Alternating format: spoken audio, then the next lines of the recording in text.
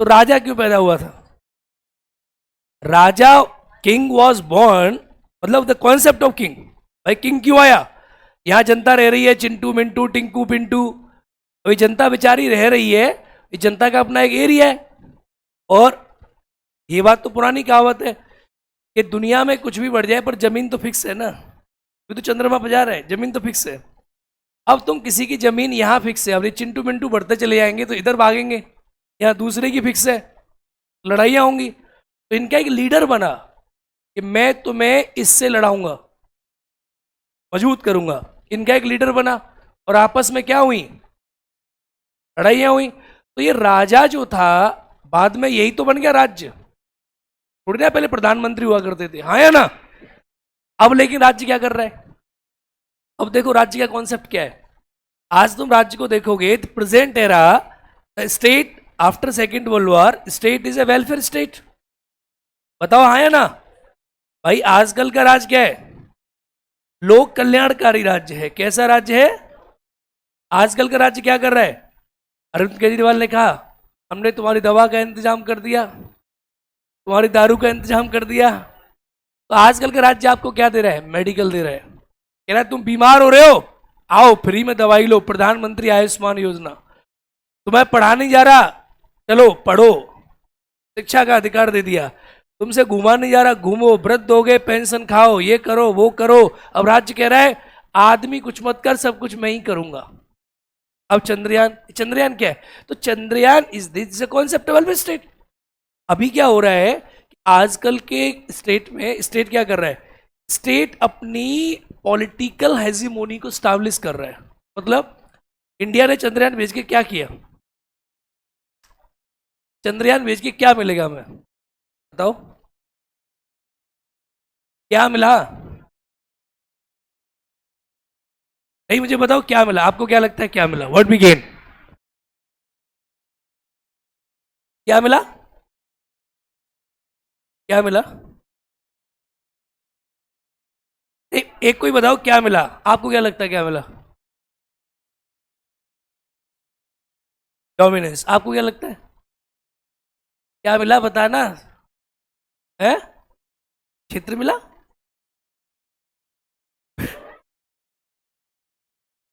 तुम्हें क्या लगता है क्या मिला? पानी मिला? अच्छा, तुम्हें क्या लगता है, क्या लगता है क्या मिला? क्या मिली? मतलब आप लोगों ने कल से जो महसूस किया, चंद्रयान, चंद्रयान 3, क्या मिला? मिला ये कि भारत को एक नई डोमिनेंस मिली, भारत को एक नई पहचान मिली, भारत को एक नई पॉलिटिकल हेजिमोनी मिली। पानी थोड़ा ढूंढने गए वहां पे, गए तो पानी ढूंढने, पानी तो नीचे ही होता, तो आवश्यकताओं के लिए नहीं गए हम। भाई चंद्रमा पर जाके पानी ढूंढ रहे हैं, इससे हमारा क्या हो रहा है? यहाँ भुखमरी है या लोगों को नौकरियां नहीं मिल रही, वो चंद्रमा पर जाके पानी ढूंढ रहे हैं। लेकिन हुआ क्या? पॉलिटिकल हेजिमोनी मिली। आज का जमाने में राज्य क्या कर रहा है? राज्य ये दिखा रहा है कि मैं सब राज्यों में सबसे अच्छा राज्य हूं। भाई क्या मिला? अंतरराष्ट्रीय लेवल पे हमने सिद्ध कर दिया कि हमारा राज्य, भाई देखो, अगर पॉलिटी को तो नहीं पता कि इंडिया को भारत कहते हैं या भारत इंडिया है, पॉलिटी को तो नहीं पता है कि इंडिया इज ए स्टेट, आया ना? तो इंडिया ने खुद की पॉलिटिकल डोमिनेंस स्टैब्लिश करी, अपना सिर गर्व से ऊंचा किया, जिससे कि राज्य के अंदर रहने वाले नागरिकों को इस बात पर गर्व हो कि हमारे देश की चलाने वाली सरकार अच्छी है। और हमने क्या किया? दुनिया के और राष्ट्रों के बीच में जाके अपनी पहचान बनाई कि इंडिया भी अपना मिशन चंद्रयान पर, चंद्रमा पर भेज सकता है, हाँ या ना? तो आजकल का राज्य क्या कर रहा है? आजकल का राज्य अलग स्टेज में चला गया। देखो पहले राज्य का काम क्या था? क्या करना? फिर क्या करने लगा? दवा दारू के इंतजाम। अब देखो दवा, नौकरी, ठीक है, दवा, नौकरी, आपके वृद्धावस्था पेंशन वेंशन, अब इससे आगे चला गया पॉलिटिकल हेजुमोनी।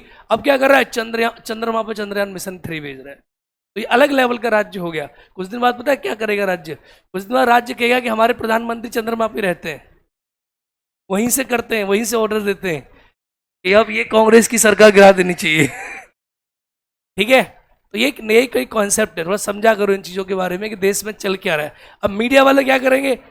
है क्या दुर्गति क्या है हमारे कंट्री की मीडिया वाले इसको इस प्रकार से लिखेंगे ही नहीं। हो सकता है कोई एडिटोरियल किसी न्यूज़पेपर में इस बात को अवश्य कवर करेगा, पर किसी भी, आप देखो टीवी में किसी ने भी किसी मिशन के इसरो के अध्यक्ष को बुलाया हो, अध्यक्ष को बुलाया हो ना, सबने किसको बुलाया? बीजेपी के अध्यक्ष को। क्या मिशन कैसा सक्सेसफुल हुआ? वो एकदम कह रहा है कि बस प्रधानमंत्री जी की यही इच्छा थी, अंतिम इच्छा पूरी हो गई। ठीक है, तो आई मीन टू से ऐसा नहीं यही प्रधानमंत्री हैं, आगे प्रधानमंत्री बनेंगे। मतलब मैं सबके बारे में कह रहा हूँ, कॉमन कॉन्सेप्ट की बात कर रहा हूँ। तो थोड़ा इन चीज़ों को समझा करो, लिखा करो, देखा करो क्या चल रहा है देश के अंदर, क्या क्या हो रहा है। अखबार वाले इन चीज़ों को कवर नहीं कर पाते हमारी कंट्री में। चलो आज का हमारा टॉपिक है, अच्छा कल हमने एक लाइन लिखी थी, और मैंने कल जो संविधान सभा के क्या लिखाए थे, संविधान सभा के वो लिखाए थे मुख्य प्रारूपकार, चीफ ड्राफ्टमैन। इनका नाम एस.एन. मुखर्जी लिखाया था, एच.एन. मुखर्जी लिखाया था, एस.एन. करो इसको। मैंने इनका नाम की फुल फॉर्म ढूंढी ना, एस.एन. है, एच.एन. नहीं है। सोमनाथ का नाम, पूरा नाम लिख लो, सोमनाथ मुखर्जी। एस है, एच नहीं है, एस.एन. ठीक है, इनका पूरा नाम लिख दो, सोमनाथ मुखर्जी।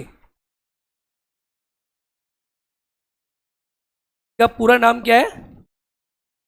सोमनाथ मुखर्जी, चीफ ड्राफ्टमैन, संविधान सभा के मुख्य प्रारूपकार थे सोमनाथ मुखर्जी। ऐड कर लो, तुम्हारे वाले बैच में नहीं हुआ होगा, लिख लो, हर बैच में कुछ अलग अलग होता है, जरूर लिख लो। ठीक है, चलो आज पढ़ेंगे हम संविधान की विशेषताएं क्या है हमारे वाले की, और हम जानेंगे संविधान में हमने क्या क्या चीजें ली हैं। देखो, Indian constitution is called world largest constitution and it is called borrowed bag of items. भाई भारत के संविधान को आप क्या कहते हैं? दुनिया का सबसे बड़ा, अरे हाँ या ना, सबसे बड़ा संविधान है, and it is called bag of borrowed item, कि हमने भारत के संविधान को बहुत से देशों से मिलकर बनाया है। अब ये बात तो हम चर्चा करेंगे कि उधार का थैला है कि नहीं है। पहले आप ये लिखो कि हमारे देश में दूसरे देशों से क्या क्या लिया गया है। तो एक बार डालो हेडिंग, क्या लिखना है? एंट्रिम सरकार, ओके चलो लिखो भैया, एंट्रिम गवर्नमेंट,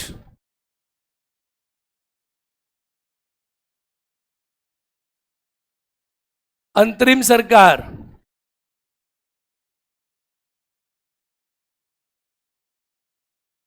देखो एक बात समझो, व्हाट वाज द एंट्रिम गवर्नमेंट? अंतरिम सरकार क्या थी?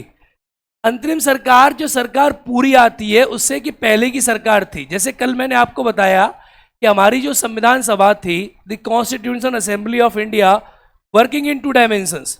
हमारी संविधान सभा के पास 2 काम थे। पहला वो क्या बना रही थी? अरे बोलो क्या बना रही थी? Second, it was working as a अंतरिम पार्लियामेंट। बोलो हाँ, बोलो। यानी इसके पास 2 काम थे, पहला ये एंट्रिम पार्लियामेंट के रूप में कार्य कर रही थी, और दूसरा इसने हमारे देश में क्या बनाई? संविधान का निर्माण किया। तो अंतरिम संसद का मतलब क्या?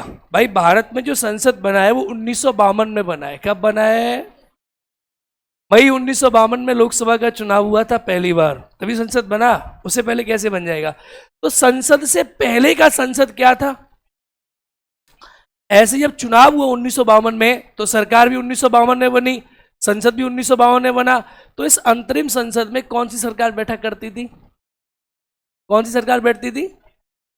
अंतरिम सरकार। एंट्रिम गवर्नमेंट जो थी वो सिटिंग इन एंट्रिम पार्लियामेंट, क्योंकि असली वाली जो सरकार बनी वो बनी 1900, या पढ़ोगे आगे, ठीक है।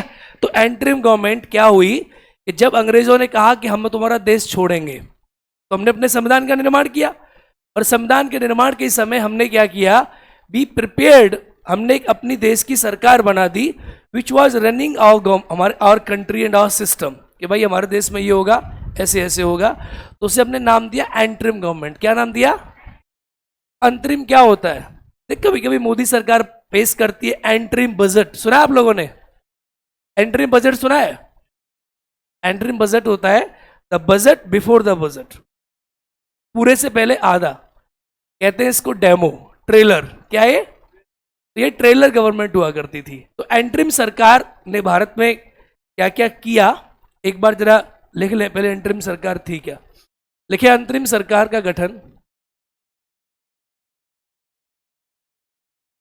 एंटरिम सरकार।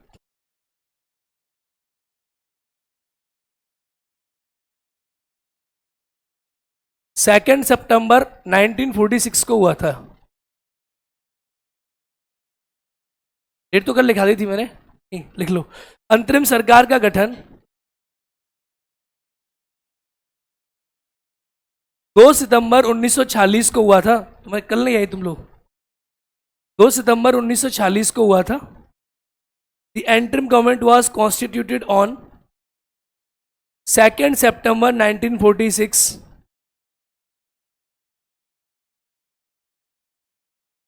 दो सितंबर 1946 को हुआ था। अब अंतरिम सरकार थी, अंतरिम सरकार लिखो, interim government was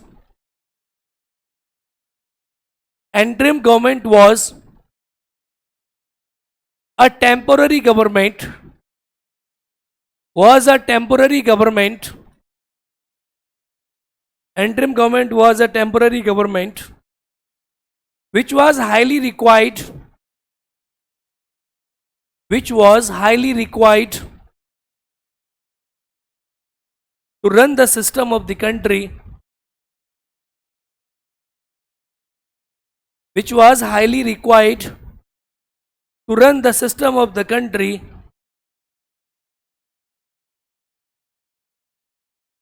before independence। ठीक है, अंतरिम सरकार का गठन 2 सितंबर 1946 को हुआ था। अंतरिम सरकार का गठन, यह एक तात्कालिक सरकार थी, यह एक तात्कालिक सरकार थी, यह एक तात्कालिक सरकार थी जिसकी आवश्यकता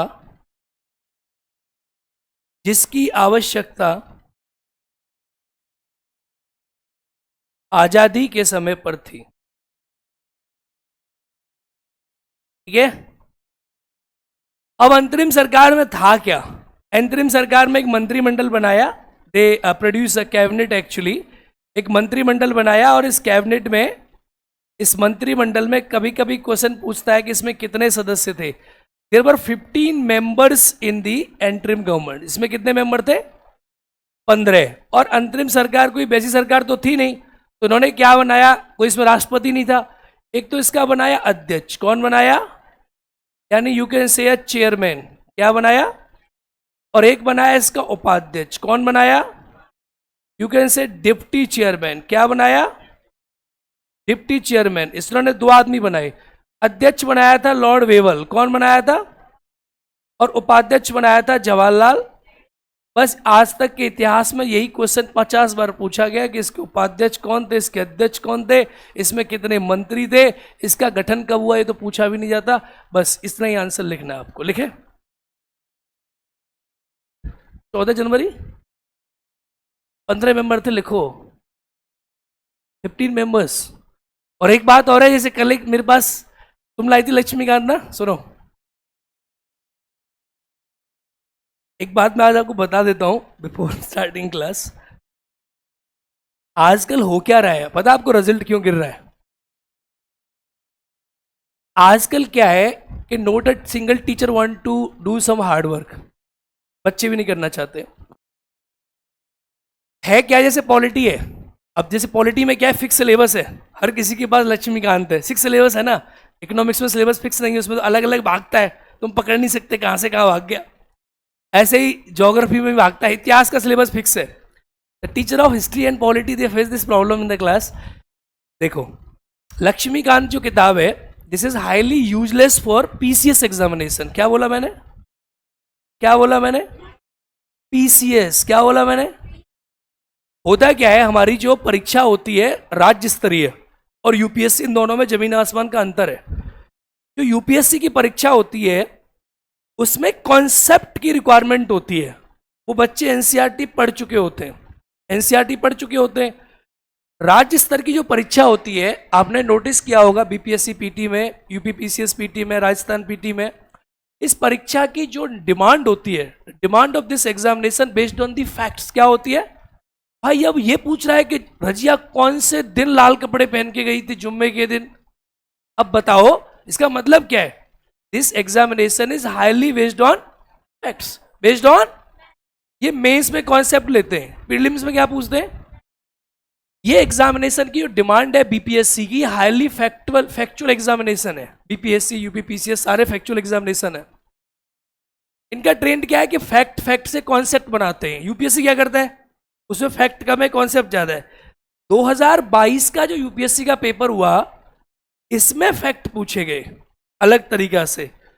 इससे पहले 2021-2022 के एग्जाम से पहले लक्ष्मीकांत यूपीएससी के लिए अच्छी, यानी मैं कहूं तो गर्दा किताब थी। कैसी किताब थी? 2022 के एग्जामिनेशन, 21 के एग्जामिनेशन के बाद लक्ष्मीकांत 100% फ्लॉप।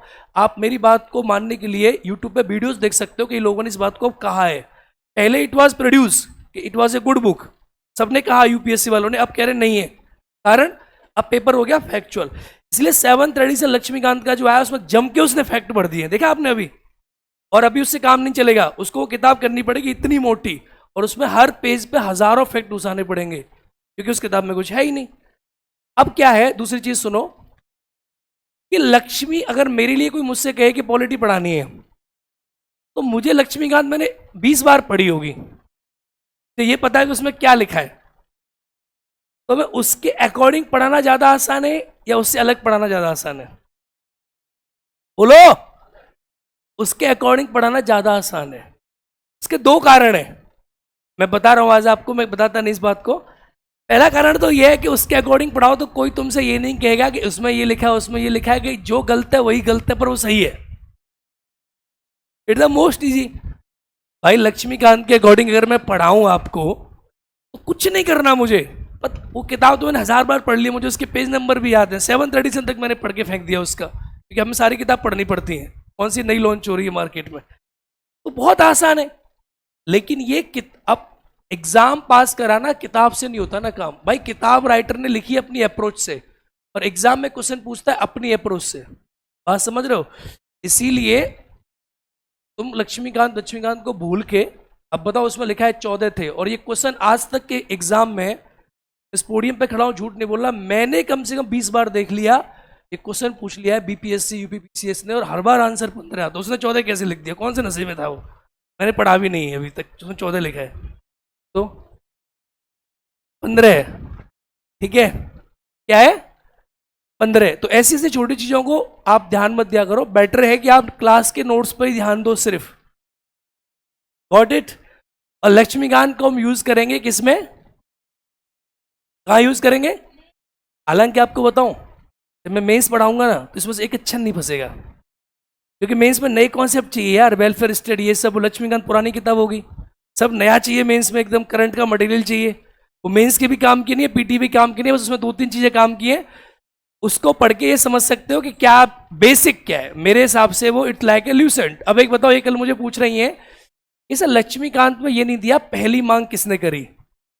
लक्ष्मीकांत में दिया है कि संविधान सभा की मांग एम.एन. रॉय ने 1934 में पहली बार करी। तो पेपर लक्ष्मीकांत थोड़ी ना बनाएगा वो भाई। लक्ष्मीकांत ने नहीं लिखा, इसका मतलब थोड़ी ना पेपर में नहीं आएगा, आया ना। और लक्ष्मीकांत, ये मैंने दिल्ली में भी देखा, आजकल टीचरों के लिए भी इजी टास्क क्या है, लक्ष्मीकांत उठाओ, सुबह आधा घंटा पढ़ो, जाए क्लास में पढ़ा दो, खेल खत्म। इट्स नॉट ए, ये तो तुम कहीं भी पढ़ सकती हो, तो यहां भी पढ़ा रहे होंगे लोग, लक्ष्मीकांत में से खेला, ये नहीं है, ठीक है।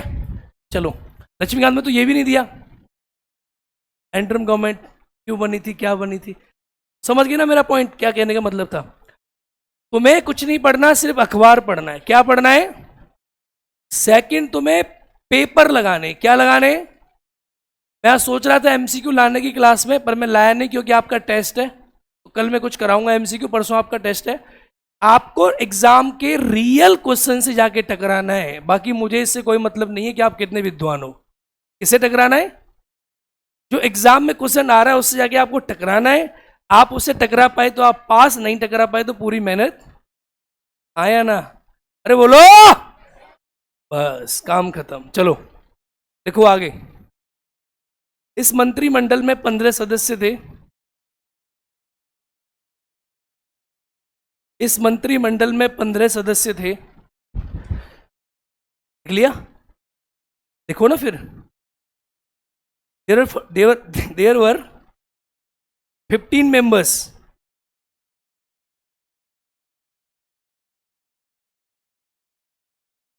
ठीक है, अध्यक्ष थे लॉर्ड वेबल।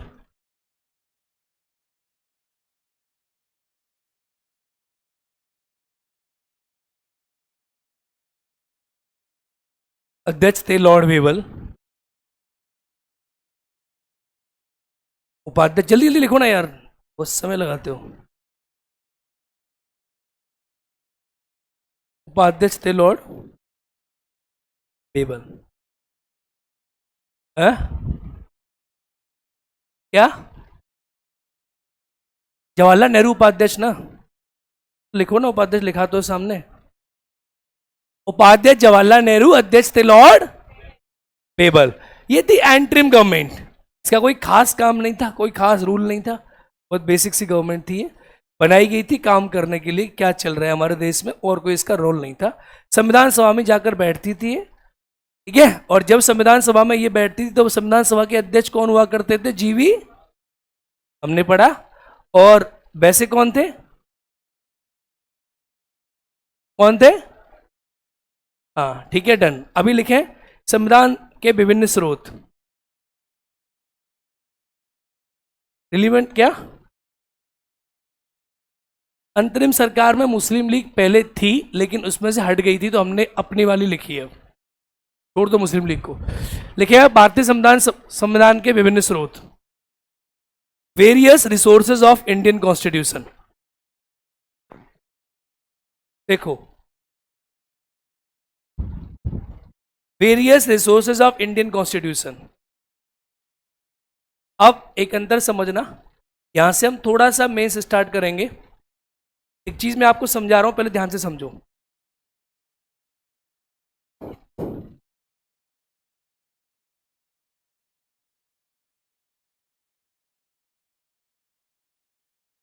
यहां देखो जरा, दो एग्जाम है आपके, पीटी प्लस पॉलिटी में। दो ही एग्जाम होते, आपके भी दो है, सेकंड पेपर है इसका। जब आप ये पीटी पढ़ते हो, चाहे यूपीएससी हो, बीपीएससी हो, कोई भी एग्जाम क्यों ना हो, इसे टॉपिक है various resources of Indian constitution. ये पीटी में क्या है, आपसे प्रश्न पूछेगा कि हमारे संविधान में कनाडा से क्या लिया गया है। आपसे पूछेगा कि भारत में केंद्र मजबूत है, this feature in Indian constitution the centre is more stronger than state, the more powers are vested in the centre of the union, this feature of Indian constitution adopted या opted from which of the constitution. Bharat के संविधान में केंद्र मजबूत है, हमने यह feature कहां से लिया है? आंसर क्या होगा? कनाडा।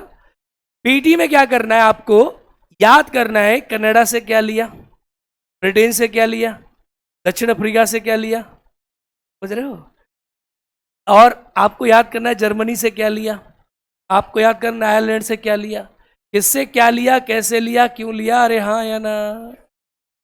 मेंस में क्वेश्चन क्या बनता है जब आपने सारे याद कर लिए, पढ़ लिए, मेंस में क्वेश्चन बनता है कि the Indian constitution is called the bag of borrowed item. क्या बोलते हैं इसको? भारतीय संविधान को उधार का थैला कहते हैं। इसके ऊपर टिप्पणी करें। अब देखो क्या है, मतलब आप लोगों को मैं मेंस पढ़ाऊंगा इसलिए बता के चल रहा हूं, लास्ट बैच में मैंने बताया था भारतीय संविधान को उधार का थैला कहते हैं, इस पर टिप्पणी करें। तो यहां आपको यह पता होना चाहिए कि नहीं। तो यहां मैं जिंदगी में नहीं बताऊंगा कि इससे कहां से क्या लिया गया है, इसमें अलग लेवल चलेगा, इसीलिए पीटी को बहुत सीरियसली लेना है। इस बच्चे को ये पता होना चाहिए कि उसे उधार का थैला क्यों कहते हैं। ये तो इसका डेरिवेशन सॉल्व कराऊंगा कि why it is called, why so it called and why so it not called. इसे क्यों कहना चाहिए और क्यों नहीं कहना चाहिए, और दुनिया के ऐसे कौन से संविधान है जिनमें ये बात ली गई, कौन से विचारकों ने इसे कहा, कौन से विचारकों ने इसे नहीं कहा। ये है मेंस। कुछ समझ आ रहा है? कुछ समझ आ रहा है? तो पीटी में क्या है, ये ऑब्जेक्टिव फॉर्मेट है, कहां से क्या लिया गया, समझ गए? यहां से मेंस स्टार्ट होता है, मेंस का ये पहला टॉपिक है, इससे पहले मेंस नहीं था बिल्कुल भी, यहां से मेंस का पहला टॉपिक है। फिर मेंस का टॉपिक अगला आता है, भारतीय संविधान की विशेषताओं के बारे में लिखें। Please mention the salient features of Indian constitution, describe in into 150 words. अब फीचर क्या इंडियन कॉन्स्टिट्यूशन के, उनको आप मेंस के अकॉर्डिंग बता रहे होंगे। This is the largest constitution of world. अब यू मस्ट नो कि इंडियन कॉन्स्टिट्यूशन को जानने से पहले यू शुड बी अपियर कि कनाडा के संविधान में कितने आर्टिकल हैं, ऑस्ट्रेलिया के संविधान में कितने आर्टिकल हैं, अमेरिका के संविधान में कितने आर्टिकल हैं, ठीक है? तो आप बताओगे कि Indian constitution is the largest in the world, forever present democracies are there and Indian constitution is the biggest one। तो ये क्या है, साइलेंट फीचर्स आ जाएंगे कॉन्स्टिट्यूशन के। तो ये मेंस का अप्रोच क्या होगा, मेंस का अप्रोच होगा टोटली एप्लीकेबल। और पीटी में क्या याद करना पड़ेगा कि भारतीय संविधान की विशेषता क्या है, भारत के संविधान सबसे बड़ा है, तो इसमें कितने अनुच्छेद है, कितनी अनुसूचियां हैं। तो ये ऑब्जेक्टिव मैनर में रहता है, और ये कैसे रहता है, सब्जेक्टिव मैनर में रहता है। मेरी बात समझ रहे हो? अरे हाँ या ना? यह आप सिद्ध करोगे। देखो, कोई चीज आपको आती है, मैं आपसे कहूं कि आप जो है, आप ये सिद्ध करो कि आप क्लास के सबसे होशियार लड़के हो, तो आप सिद्ध करोगे, यहां सिद्ध करोगे कि भाई संविधान सबसे बड़ा है। और यहां क्या कर रहे हो, यहां आपको बताया कि इसमें 395 आर्टिकल थे, 448 आर्टिकल हैं, 12 अनुसूचियां हैं, 8 अनुसूचियां थी, 22 भाग थे, 25 भाग हैं, लेकिन यहां एप्लीकेशन दे रहे हो। क्या दे रहे हो? अब होता क्या है, कुछ बच्चे यहां ल्यूसेंट पढ़ते हैं और फिर यहां इसी बात को दोबारा पढ़ते हैं, इससे मेंस नहीं होता। अब आगे बात समझ में क्लियर है पॉइंट? तो यहां से थोड़ा मेंस को साथ दिमाग में फ्रेम बना के चलना है। इसी टॉपिक के साथ मेंस स्टार्ट है पॉलिटी का, तो you are welcome in the mains. ये आपको पीटी लग रहा है, ये है पीटी, लेकिन यहीं से मेंस निकलेगा। तो डालें इस टॉपिक का नाम भारतीय संविधान के विभिन्न स्रोत।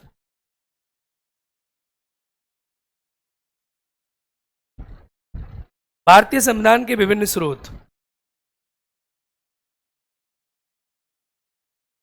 अब इसमें हमें समझना है हमने कहां से क्या क्या लिया है, ठीक है?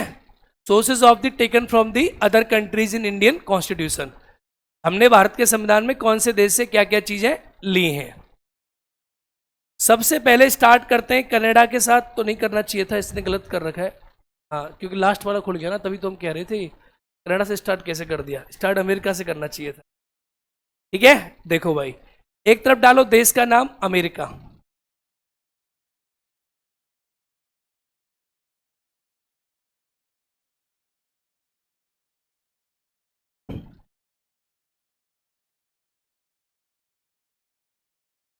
यहां से हमने क्या क्या चीजें ली हैं। ये एक बार और रिवीजन होगा इसका जब आप टॉपिक पढ़ोगे, जैसे फंडामेंटल राइट पढ़ रहे हैं तो हम पढ़ेंगे ये हमने कहां से लिए। नागरिकता पढ़ रहे हैं तो हम उसमें भी लिखेंगे कि हमने कहां से लिया है, लेकिन यह एक जगह लिख लो। देखो, अमेरिका के संविधान से हमने क्या लिया है, फंडामेंटल राइट्स। क्या लिए? अब जब फंडामेंटल राइट्स पढ़ोगे तो मौलिक अधिकार सबसे पहले दिए गए थे ब्रिटेन में, ठीक है? 1215 में किंग जॉन ने दिए थे। It was the first charter of fundamental right produce by the king John, that is called Magna carta. तो मूल अधिकार लिए हमने, लेकिन संविधान में नहीं थे, ब्रिटेन में संविधान नहीं है, तो हमने कहां से लिए? अमेरिका से। यह एक पुनरावलोकन, जुडिशियल रिव्यू क्या होता है समझा रहा हूं आपको। हमारे कंट्री में कोई भी कानून बनता है, अरे हाँ या ना? अब जो भी कानून बनता है उस कानून को हमारी न्यायपालिका के पास एक थर्मामीटर है। क्या है? बोलो क्या है? अब जैसे ही कानून लोकसभा राज्यसभा ने बनाया तो न्यायपालिका थर्मामीटर डाल के चेक करती है कि कानून संविधान का उल्लंघन तो नहीं कर रहा है, कानून मौलिक अधिकारों के खिलाफ तो नहीं है। This procedure that the all the act produced by legislature and executive, act मतलब एक्ट बनने के बाद, always reviewed by the judiciary of India. Bharat देश में बनने वाले सभी प्रकार के कानूनों का रिव्यू, पुनरावलोकन कौन करती है? हमारी न्यायपालिका। कौन करती है? This feature of judiciary known as judicial बोलो। जुडिशियल, समझ आया? अब ये आगे हमें पढ़ना है, ये हमें पढ़ना है। आर्टिकल 13 इसी के ऊपर बेस्ड है, बस यहां तुम जान लो ये चीजें हमें पढ़नी है। ये पूरा भाग ही 3 इसी पर बेस्ड है। संविधान की सर्वोच्चता, इसे कहते हैं सुप्रीमेसी ऑफ द कॉन्स्टिट्यूशन। कुछ कंट्रीज में संविधान सर्वोच्च है और कुछ कंट्रीज में पार्लियामेंट। एक मौलिक बात समझना, आज अगर बीजेपी सरकार ये कहे कि हम संविधान को बदल देंगे क्योंकि हमारे पास संसद में बहुमत है, तो संविधान सर्वोच्च हुआ या संसद? क्या सर्वोच्च हुआ? क्या सर्वोच्च हुआ? तो दो कॉन्सेप्ट है, एक तो पार्लियामेंट्री सुप्रीमेसी एंड सेकंड है जुडिशियल सुप्रीमेसी। और जुडिशियल सुप्रीमेसी अलग हो गई, बीच की हो गई, और एक आती है कॉन्स्टिट्यूशन सुप्रीमेसी। क्या आती है? यानी संविधान सर्वोच्च है या संसद सर्वोच्च है। अब ये विवाद तब उठेगा जब, अभी तो किसी ने कहा नहीं, बीजेपी वालों ने संविधान बदलेंगे, जिस दिन कह देंगे उस दिन सुप्रीम कोर्ट इस शब्द को बताएगा कि in India there is a supremacy of constitution establish, so the parliament can not change the constitution of India, it can not amend the basic feature of Indian constitution. और संविधान की सर्वोच्चता से ही basic structure निकला है जो केशवानंद भारती में निकला था। भाई आप संविधान को बदल नहीं सकते। हमारे कंट्री में संसद में आपके पास पूरे 545 या आपके क्यों ना हो, लेकिन आप संसद को, संविधान को नहीं बदल सकते। सुप्रीमेसी ऑफ कॉन्स्टिट्यूशन एस्टैब्लिश है हमारे कंट्री में, and that feature is borrowed from the US constitution. संविधान सर्वोच्च है, संसद सर्वोच्च नहीं है। इसी बेस पे न्यायपालिका ने यह कहा है। और संविधान की रक्षा कौन करती है और संविधान कैसा है? तो न्यायपालिका कैसी हो गई? बस काम खत्म। न्यायपालिका कुछ करने नहीं देगी सरकार को। ये है हमारी कंट्री में कॉन्सेप्ट। अगला देखो, elected president in India. Bharat में राष्ट्रपति कैसा है? इलेक्टेड है। राष्ट्रपति हमारे कंट्री का हेड है। रियल हेड कौन है? लेकिन ब्रिटेन से हमने लिया है हमारे कंट्री में system of parliamentary form of the government. अब देखो, parliamentary form of the government किसी को पता है क्या होती है? संसदीय प्रणाली क्या होती है? Parliamentary form of the government क्या होती है?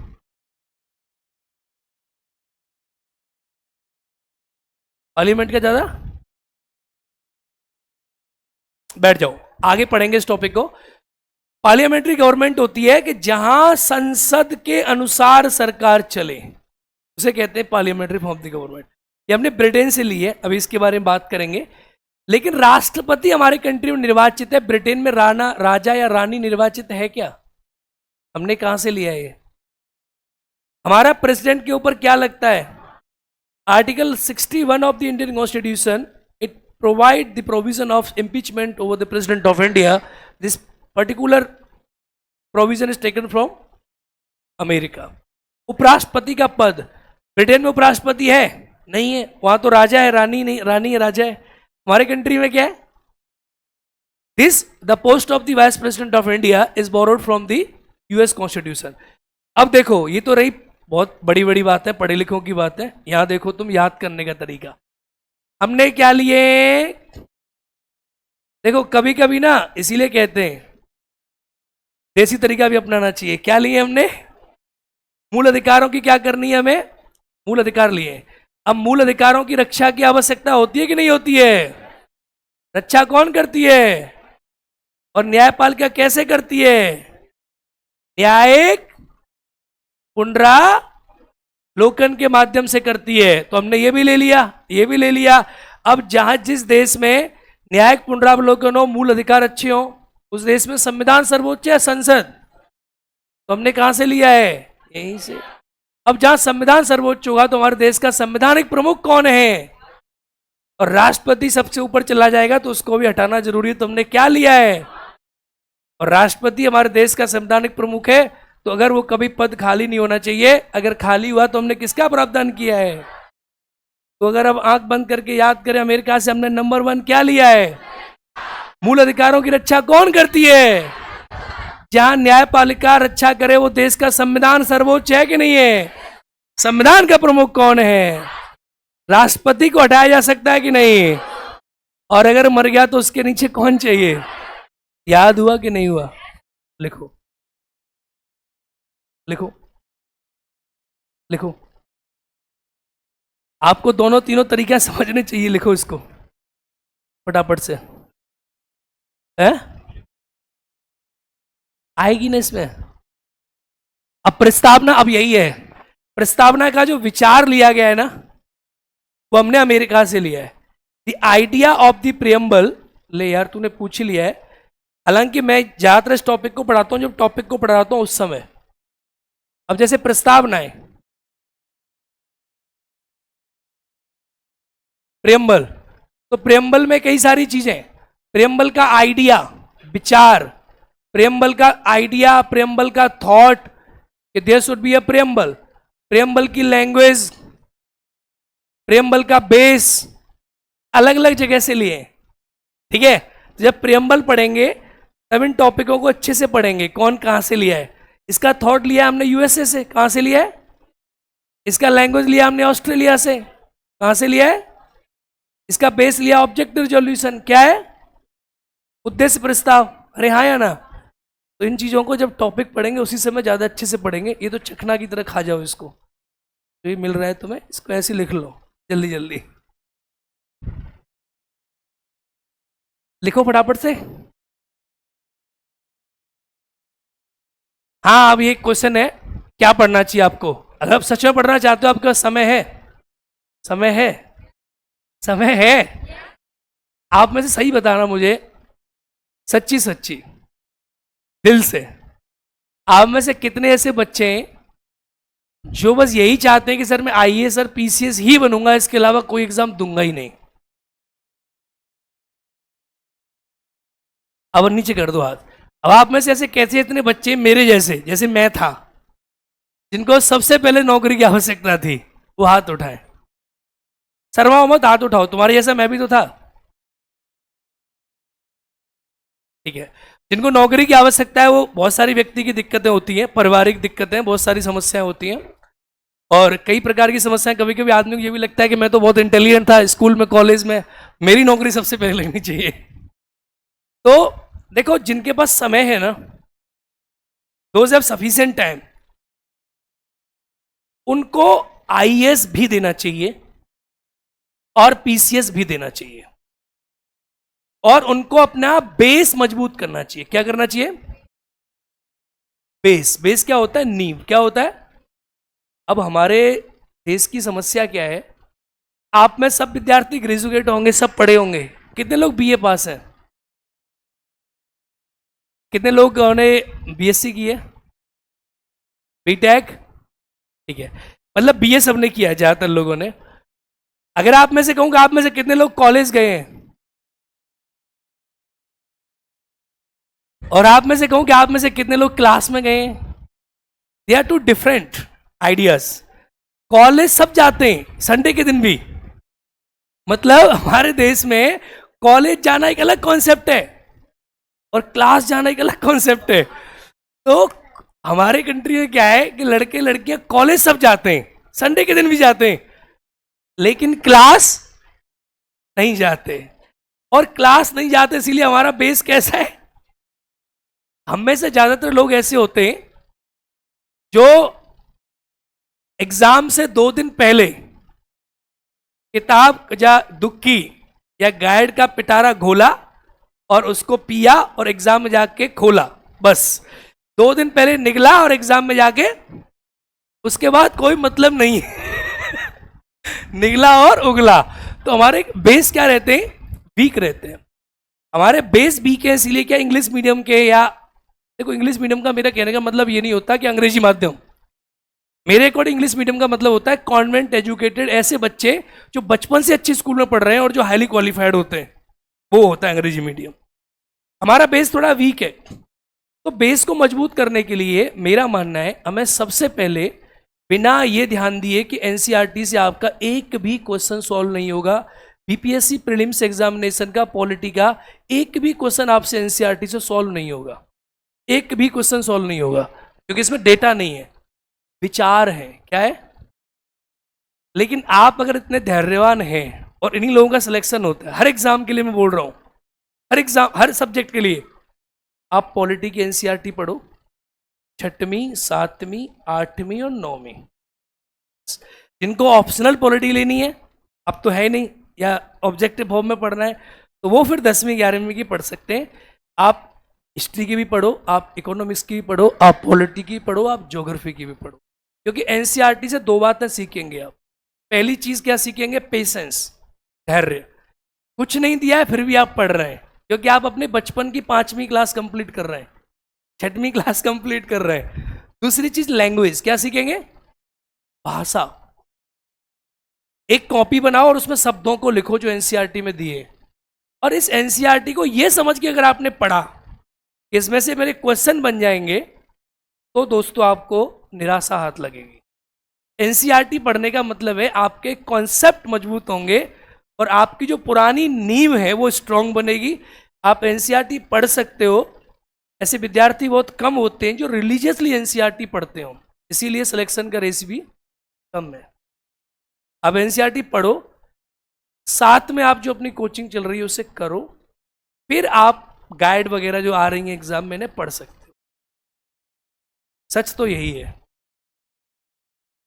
नया पुराने का कोई चक्कर नहीं है। पॉलिटी सब्जेक्ट जो है इसमें हमेशा नया पढ़ना चाहिए, पुराना नहीं। कैसा? पॉलिटी, इकोनॉमिक्स ऐसे सब्जेक्ट हैं जिनमें हमेशा कैसा पढ़ना चाहिए। और इतिहास में आप चाहे पुराना पढ़ो, भूगोल में चाहे पुराना पढ़ो, लेकिन जो सब्जेक्ट डायनामिक है उसमें कैसा पढ़ना चाहिए? आप नया पढ़ोगे। कैसा पढ़ोगे? हाँ,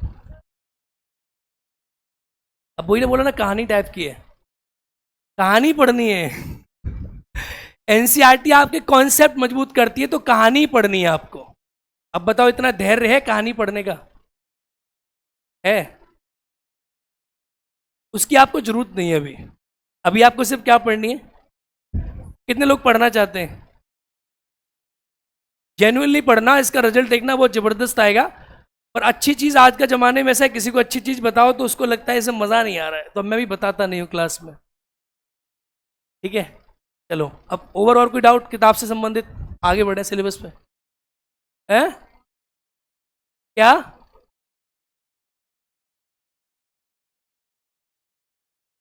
सिक्स का अलग अलग आती है, मतलब एक साथ आता है सारा? एक साथ नहीं आता वो। अच्छा सुनो, हाँ ये चीज भी सुन लो भैया, कभी भी एनसीईआरटी की समरी नहीं पढ़नी। क्या नहीं पढ़नी? देखो मेरी बात समझो, समरी किसके लिए है? जिसने पूरा पढ़ रखा है। तुम फिर से गाइड बना रहे हो इसको, वही निगला और उगला। तुम्हें समरी पढ़ने की आदत है? या समरी उनके लिए जिन्होंने एनसीईआरटी पढ़ रखी है और एग्जाम से पहले वो उस पूरी 5 बुकों को न पढ़ने की बजाय उसको रिवीजन ठोक रहे हैं एनसीईआरटी से, उनको समरी पढ़नी पड़ती है। आपको समरी नहीं पढ़नी, कोई ओरिजिनल किताब पढ़नी है, दोनों नहीं लेनी, एक ही लेनी है। पहले यही तो प्रॉब्लम है तुम लोगों की, धैर्य नहीं है, यही समस्या है, धैर्य नहीं है। दोनों लेंगे। एनसीईआरटी लो और सुनो, एक एक क्लास की खरीदना, पहले 5वीं फिर 6वीं, एक खत्म करो, फिर 7वीं, ऐसे इकट्ठे मत खरीदना, एक एक खरीदो।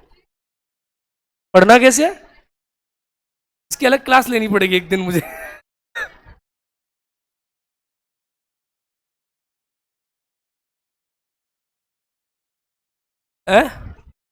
हाँ, तीन एनसीईआरटी है पॉलिटी में, तो एनसीईआरटी पढ़ो आप। ठीक है, समरी मत पढ़ना। और आजकल एक नया फैशन चल गया, किसी भी किताब पर लिख देते हैं क्या? एनसीईआरटी। ये बिल्कुल नहीं पढ़नी, it is injurious to health. ये तब पढ़नी जब आपने एनसीईआरटी पढ़ रखा है। देखो इससे क्या होता है, मैंने आपसे क्या कहा, आजकल क्या हो रहा है कोचिंग सेक्टर या इंडस्ट्री सेक्टर में, स्वाद आ रहा है। क्या आ रहा है? आप पिक्चर देखते हो आज के जमाने में तो मसाला जल्दी चाहिए या साइलेंट मूवी? कोचिंग सेंटर में भी क्या हो रहा है किताबें अब ऐसी बन रही है इसमें सीधा सीधा मसाला है, मजबूती नहीं। आज का जमाना कैसा है बाबू, आज का जमाना रफ्तार का जमाना है।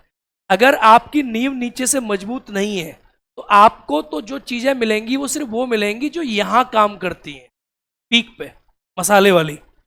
आपकी नींव अगर कमजोर है तो आप बिना किसी को बताए चुपचाप अपनी नींव को मजबूत करो। आप इस बात को जानते हैं कि आप अंदर से खोखले या मजबूत है, कोई दूसरा आपको नहीं बताएगा। अरे हाँ या ना, तो एनसीईआरटी पढ़ो। चलो अब आगे आ जाओ टॉपिक पे। एनसीईआरटी बहुत जरूरी चीज है, आप इसे अवश्य पढ़ना, मेरा मानना है। इसको लिख लिया आप लोगों ने, ठीक है। अब ये लिखो, ब्रिटेन। मैं इसको ऊपर कर देता हूं क्योंकि वो तो आपने हेडिंग तो पढ़ी रखी है।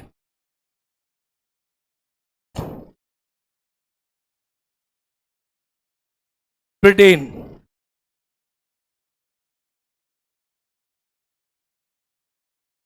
नहीं नहीं, पानी मंगाया क्या तुमने? पानी मंगाओ मेरे लिए यार। और एक बात और याद रखना, अगर आपने एनसीईआरटी इस साल नहीं पढ़ी तो जीवन में दोबारा कभी पढ़ नहीं पाओगे, मेरा एक्सपीरियंस है ये। क्योंकि हर बार आपका एग्जाम होगा, हर बार आपको लगेगा इस बार पीटी आया, इस बार मेंस आया, पीटी आया, पीटी आया, ये पढ़ लूँ, वो पढ़ लूँ, कॉपी पढ़ लूँ, नोट्स पढ़ लूँ, किताब पढ़ लूँ, एमसीक्यू लगा लूँ, आप कभी नहीं पढ़ पाओगे। Once you are in race ना, तो आप पीछे की तैयारी नहीं कर सकते। अभी आप रेस्ट में हो तो पढ़ लो, अभी सही मौका है पढ़ने का। देखो ब्रिटेन से क्या लिया हमने, पहले लिख लो, इसको लिख लिया आप लोगों ने?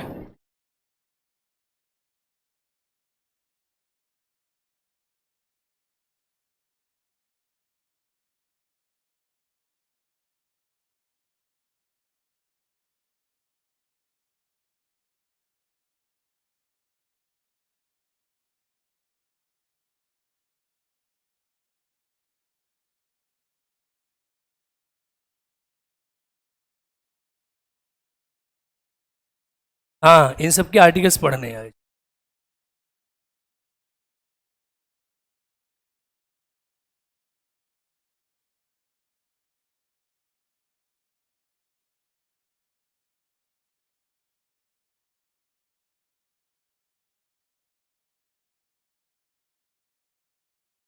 Thank you.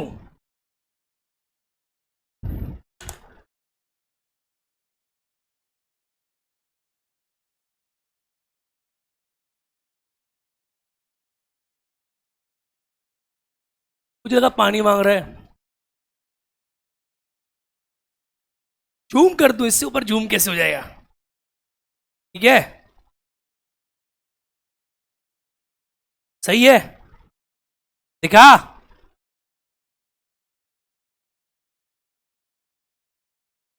और न पढ़ने वालों के लिए बता दूं कि वैसे एग्जाम में, न पीटी में, न मेंस में, पॉलिटी का पीटी का पेपर भी मैं आपको दे दूंगा और मेंस का भी। एक क्वेश्चन ऐसा मेंस में नहीं आएगा जो मैं नहीं कराऊंगा, और एक भी ऐसा पीटी में नहीं आएगा जो मैं नहीं कराऊंगा, ठीक है? है? हाँ, बाकियों का तुम जानो।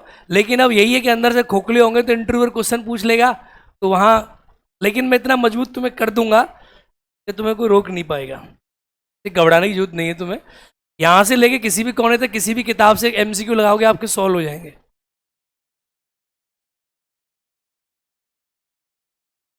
देखो ब्रिटेन से क्या लिया गया, अब ब्रिटेन पे आ जाए, लिख लिया? देखो भैया, ब्रिटेन से ली गई संसदीय प्रणाली। क्या ली गई? अब संसदीय प्रणाली क्या होती है?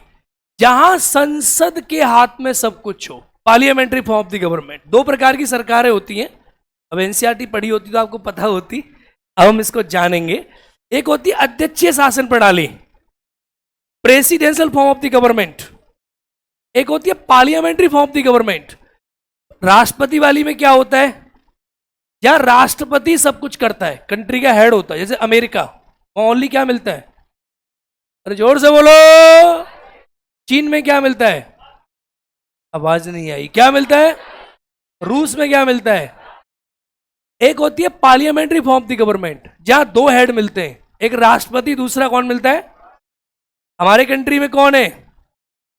ब्रिटेन में कौन है? जापान में कौन है? वहां दोनों होते हैं, प्रधानमंत्री और इनके यहाँ क्या होता है, राष्ट्रपति।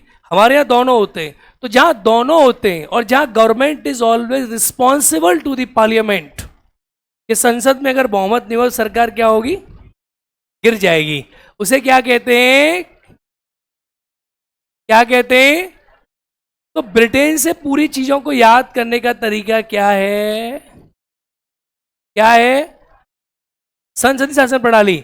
अब संसदीय प्रणाली है तो वहां संसदीय विशेषाधिकार होंगे, यानी इसे कहते हैं पार्लियामेंट्री प्रिविलेजेस। क्या होंगे, इसका मतलब क्या है कि संसद के पास विशेषाधिकार होते हैं। फॉर एग्जाम्पल, आपने कभी देखा कि कोई एमपी किसी में जूता मार देता है तो बाहर एफआईआर होती है, होती है नहीं, it is a parliamentary privileges, ये होता है। तो यहां ब्रिटेन में क्या है, ब्रिटेन में सुप्रीमेसी ऑफ द पार्लियामेंट है, क्या है, और अमेरिका में क्या थी, ऑफ दी, हमने ब्रिटेन से ली नहीं, लेकिन ब्रिटेन में सबसे ऊपर क्या है। तो जो पार्लियामेंट की हमारी सारी चीजें वो हमने कहां से लिए, समझ आया, जिस शब्द में आपको क्या लगा मिले वो कहां से लिया है, पार्लियामेंट्री प्रणाली कहां से ली है, पार्लियामेंट्री प्रिविलेज कहां से लिए। अब संवैधानिक, अब विधि का शासन, इसको देखेंगे रूल ऑफ लॉ। देखो रूल ऑफ लॉ क्या है, आर्टिकल 14 में इसके बारे में पढ़ेंगे हम। रूल ऑफ लॉ, आर्टिकल 14 बताता है रूल ऑफ लॉ, और यहां पर 2-3 कॉन्सेप्ट हैं, protection of laws, rule of laws. विधि का शासन का मतलब होता है कि जो भी कंट्री का शासन चलेगा वो विधियों के अनुसार चलेगा। किसके अनुसार चलेगा, यानी कानून के अनुसार शासन चलेगा। किसके अनुसार, कानून के अनुसार। और कानून कौन बनाएगा, यहां पे, यहां संविधान नहीं, क्या लिखा है भाई, संविधान की जगह पे क्या लिखा है, कानून। क्या लिखा है, वहां संविधान के अनुसार शासन चलता है अमेरिका में, और यहां तो कानून क्या होता है, कानून 2 प्रकार के होते हैं भाई। कॉन्स्टिट्यूशन तो हमारा फिक्स है, अभी कानून क्या, आईपीसी, सीआरपीसी, ये लॉ वो लॉ, ये एक्ट वो एक्ट, सभी क्या हो गए, कानून। तो रूल ऑफ लॉ एक बड़ा कॉन्सेप्ट है, आर्टिकल 14 में इसके बारे में पढ़ेंगे। ये हमने कहां से लिया है, ब्रिटेन से लिया है। अब हमारे कंट्री में राष्ट्रपति जो है वो कैसा हेड है, कॉन्स्टिट्यूशनल हेड है, मतलब हाथी के दांत दिखाने के न के, राष्ट्रपति दिखता है बस कि मैं राष्ट्रपति हूं, कोई काम नहीं करता, वो सारे काम कौन करता है, प्रधानमंत्री करता है। कल जब लॉन्च हुआ चंद्रयान, तो आपने इस बात का महसूस किया, नहीं किया। जब रसिया का चंद्रयान, रसिया का जो मिशन है, what was the mission, was lunar, जब वो फेल होने वाला था उससे पहले रशियन प्रेसिडेंट तैयार था कि मैं संबोधित करूंगा मीडिया को, और हमारे भारत में ऐसे कौन कर रहा था, कौन कर रहा था, आपने नोटिस किया इस बात को। तो पॉलिटी को जिया करो, चंद्रयान नहीं था वो पॉलिटी थी, ठीक है, पॉलिटी को जिया करो। हमारे कंट्री में कल कौन आया, और रूस में कौन आता है, चीन में कौन आता है, अमेरिका में कौन आता है। तो हमारे कंट्री में अब देख लो, वहां राष्ट्रपति प्रकार की सरकार है, हमारे कंट्री में राष्ट्रपति सिर्फ कैसा हेड है। शाम को राष्ट्रपति का ट्विटर देखना, उस पर लिखा होता मेरे प्यारे देशवासियों, उस पर लिखा हो देशवासियों नहीं, भारत के सभी नागरिकों को, आप देखना ट्विटर, राष्ट्रपति का सिर्फ ट्विटर पे डाल दिया गया होगा, बाकी काम खत्म, संवैधानिक प्रमुख है। चंद्रयान सक्सेसफुल हुआ, इसकी घोषणा कौन करेगा, राष्ट्रपति। कौन करेगा, और झंडा कौन हिलाएगा। तो ये कैसा प्रमुख है, कॉन्स्टिट्यूशनल हेड, ठीक है। विधायी प्रक्रिया, इसका मतलब होता है, आप इसको पढ़ोगे आगे विधायी प्रक्रिया को, ये सब आपको पढ़ना है, ये आपका सिलेबस है, आप ये मान के चलो सारी चीजें। विधायी प्रक्रिया होती है एक प्रकार से, इसे आप कह सकते हैं constitution position of the president हो गया, लेजिस्लेटिव प्रोसीजर हो गया, यानी हमारे देश में कानून कैसे बनता है, विधायिका की प्रक्रिया, विधायी प्रक्रिया। भाई कानून का निर्माण कौन करता है हमारी कंट्री में, कौन करता है। तो कानून कैसे मैन्युफैक्चर होगा, उसकी प्रोसीजर क्या है। आपने देखा अभी मानसून सेशन चल रहा था, हमारी क्लास शुरू होने से पहले खत्म हो गया वो तो मानसून सेशन में क्या था कि कानून बन रहे थे, दिल्ली का कानून, ये कानून, ये कानून। तो कानून की जो प्रोसीजर थी, यानी अमित शाह आते थे, बिल पढ़ते थे और लोकसभा स्पीकर कहते थे कितने लोग इस बात से सहमत हैं, बोलो हाँ, बोलो ना। तो ये सब क्या था? लेजिस्लेटिव प्रोसेस हमारे कंट्री का, कैसे कानून बनता है हमारे देश में, हमने कहां से लिया है? एक मैंने मोटी बात बताई, संसद का पूरा सिस्टम कहां से लिया है? ब्रिटेन से। अगली चीज देखेंगे, एकल नागरिकता। हमारे कंट्री में सिटीजनशिप कितनी है? आप लोग भारत के नागरिक हो या पूरे बिहार के नागरिक हो? लेकिन अमेरिका में क्या है? अमेरिका में गुरु कितनी नागरिकता है? हमारे कंट्री में कितनी है? एक नागरिकता है। आर्टिकल जब 1 पढ़ेंगे तो इसी को डिस्कस करेंगे हम मेनली। हमारे कंट्री में कितनी नागरिकता है? एक। और अमेरिका में? तो ब्रिटेन से लिया हमने ये कॉन्सेप्ट कि हमारे कंट्री में कितनी नागरिकता रहेगी। इसलिए तो कहते हैं हमारा देश संविधानों की खिचड़ी है। स्टेटमेंट है कि हमने क्या किया है, हमारा देश उधार का थैला है। लोग कहते हैं क्यों? क्योंकि हमने क्या किया, एक थैला बनाया, bag. Indian constitution is a bag of borrowed item. हमने जो अच्छा लगा सबसे डाल दिया अपने संविधान में और हमने कह दिया हमारा सबसे अच्छा है। तो कहीं आप ब्रिटेन देखोगे, कहीं आप इंडिया कहीं आप अमेरिका देखोगे। चुनाव में सर्वाधिक मत के आधार पर जीत की प्रक्रिया, यानी हमारे कंट्री में कौन जीतता है? जिसको सर्वाधिक। अब आप कहेंगे सर अमेरिका में भी यही होता होगा। अमेरिका में परसेंटेज ऑफ वोट है, क्या है? अब हमारे कंट्री में क्या है? फॉर एग्जाम्पल मैं आपको और समझाता हूं, समझना। मान लो 1000 वोट है। कितनी वोट है? आप जैसे आम आदमी, मैंगो पीपल कितने? 1000। कितने? 1000 वोटर है। मैंगो पीपल 1000 है। अब 1000 वोटरों को चुनाव में वोट डालना है तेजस्वी जैसे नेताओं को। अब तेजस्वी को मिली कितनी वोट? तेजस्वी के भाई का नाम क्या है? क्या नाम है? हाँ, उसको मिली 300। कितनी मिली? मान लो और किसी को मिली 200। कितनी मिली? कितनी हो गई? और किसी को मिली?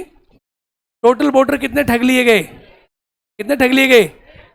अगर आप कॉन्सेप्ट देखो, मान लो इस नेता का नाम जो भी है XYZ, ऐसा ना हो मेरे ऊपर भी कहीं मैं भी करण सांगवान बन जाऊं कुछ दिन में। यहाँ देखो, इधर देखो, इस नेता को कितनी वोट मिली? 400। इसका मतलब क्या है? 600 लोगों ने कहा कि बड़ा हरामखोर नेता है, इसको वोट नहीं देना, और 400 लोगों ने कहा अच्छा है। लेकिन जीता कौन? भाई ये सब वोट बेकार हो गई कि नहीं हो गई? यानी इसका मतलब है 300, 200, 500, 600 लोगों ने कहा कि ये आदमी किसी लायक नहीं है, नालायक है, और 400 लोगों ने कहा ये आदमी लायक है। पर जीता कौन? हमारी कंट्री में यही होता है ना, क्योंकि इसको सर्वाधिक मत मिले। अगर आप वैसे देखोगे, परसेंटेज होना चाहिए कि इसको 50% से ज्यादा मिलना चाहिए, और इसे मिला कितना? 40%, और जीत गया। ये हमने कहां से लिया है? क्योंकि हमारे कंट्री को इसकी आदत थी, हमने इसी को अपना लिया। तो ये है फर्स्ट पोस्ट दी पास सिस्टम, और वो होता है प्रोपोर्शनल रिप्रेजेंटेशन। पढ़ोगे इसको आगे, कॉन्सेप्ट है राष्ट्रपति में, पूरा इसी पे कॉन्सेप्ट है। ठीक है। मंत्रिमंडल प्रक्रिया, इसको बोलते हैं आप लोग जनरली। अब ये है पॉलिटिकल सिलेबस। एक्चुअल में देखो तो यही सिलेबस है। अब सिलेबस पढ़ रहे हो तुम, अब पढ़ना है तुम्हें। मंत्रिमंडल प्रणाली, कैबिनेट सिस्टम। हमारे कंट्री में क्या है, एक मंत्रिमंडल होता है, कैबिनेट सिस्टम होता है। जैसे देखो प्रधानमंत्री हैं, उनका एक मंत्रिमंडल होता है, और मंत्रिमंडल के जो मेंबर होते हैं, these all are the member of the parliament. या तो लोकसभा का मेंबर होगा, इधर is a member of Lok Sabha और is a member of Rajya Sabha. If somebody is appointed as a minister of the cabinet and he is not member either house of the parliament, so this is a provision, within the period of 6 months he must be get membership of either house of the parliament. हमारे देश में provision है कि कोई आदमी मंत्री बन गया, मैंने शब्द प्रयोग किया मंत्री अपॉइंटेड। अपॉइंटेड का मतलब क्या होता है? नियुक्त।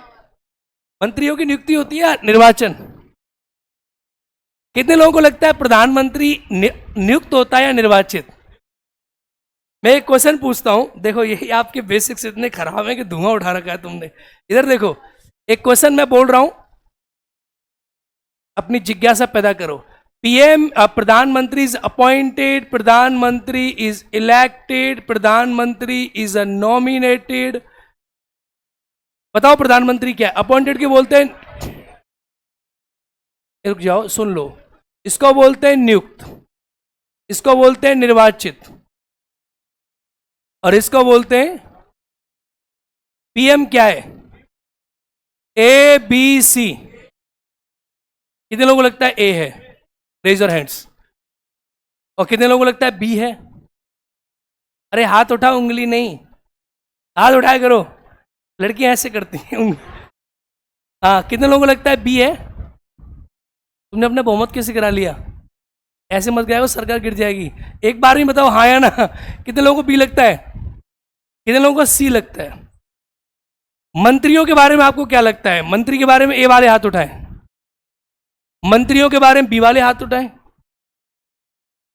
मंत्रियों के बारे में सी वाले, तो बाकी किस वाले हो आप? अरे मंत्रियों के बारे में ए वाले हाथ उठाएं, मंत्री कैसे होते हैं?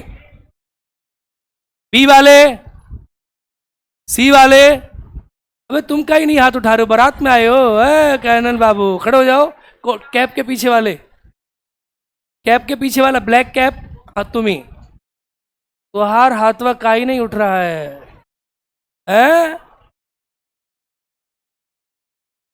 अरे मेरी क्लास में पार्लियामेंट है, क्लास नहीं है, बैठ जाओ। हाथ उठाना है, हाँ करना है या ना करना है? देखो आपको ये लग ताली वाली की जरूरत नहीं है। यहाँ देखो,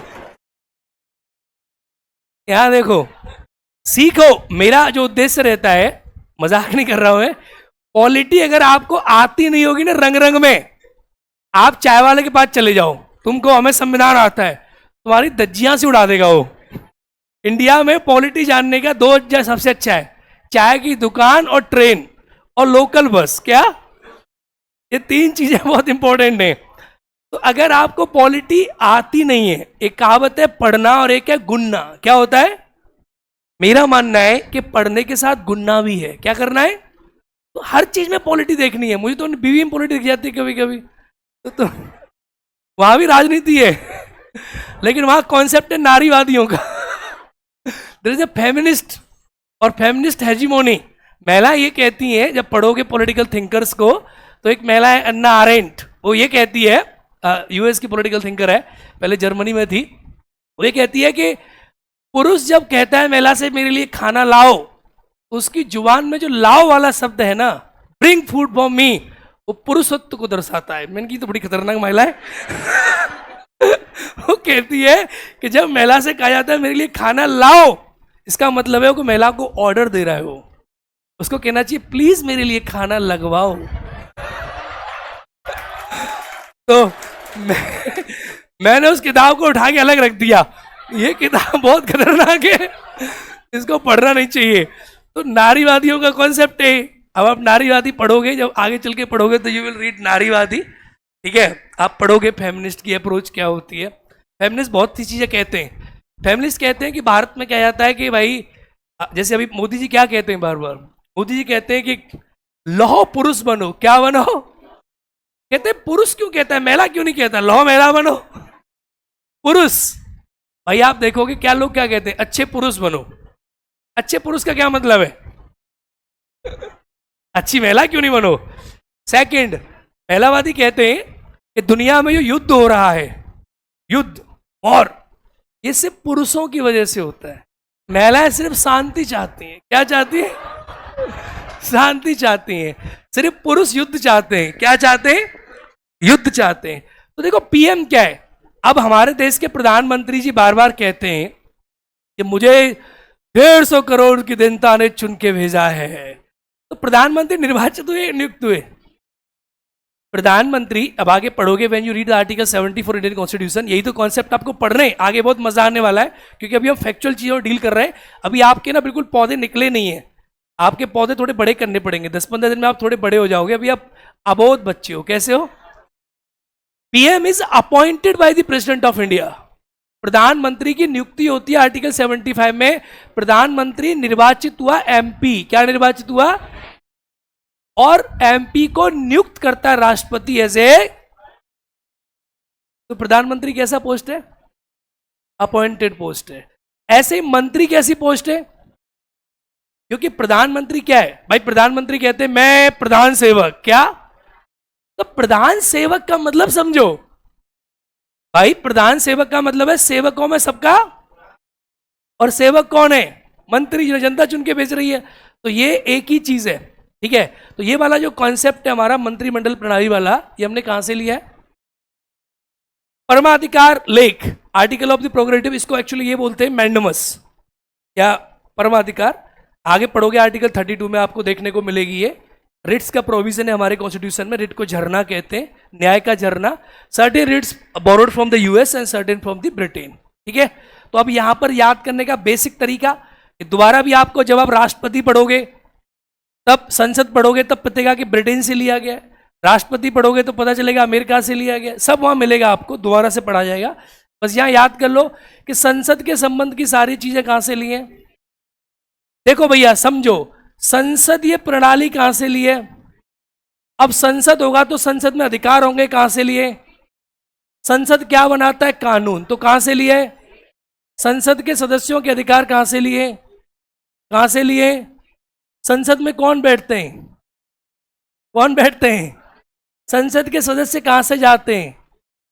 चुनाव जीतकर, जिसको ज्यादा मत मिलता है। ये सब हमने कहां से लिया है? तो पूरा पार्लियामेंट कहां से लिया है?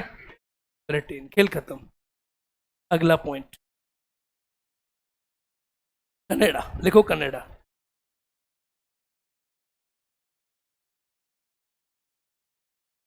कंट्री का नाम डालो कनाडा और इसके पॉइंट लिखो।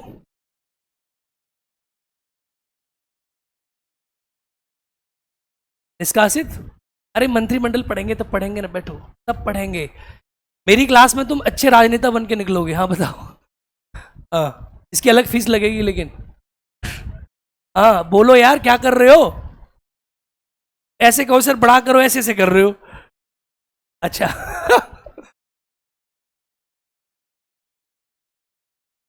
चलो भाई, ठीक है, ठीक है। देखो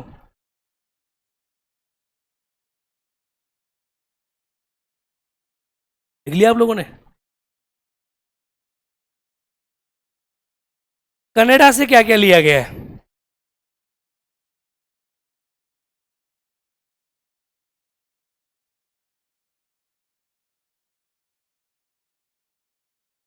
सोचो ये सब पढ़ना है आपको पॉलिटी में, कितना बड़ा सिलेबस है। कुछ लोग कहते हैं सिलेबस क्या है? यही सिलेबस है, दिस इज योर सिलेबस।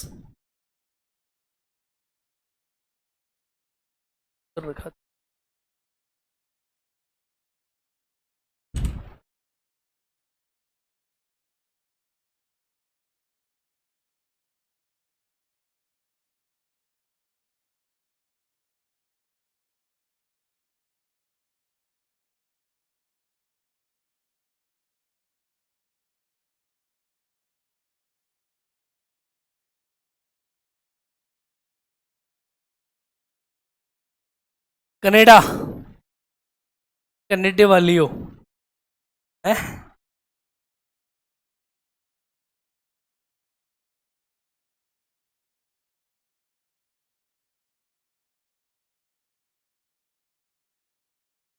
लिख लिया? ऑनलाइन क्लास यहां से लाइव नहीं करेगी आज?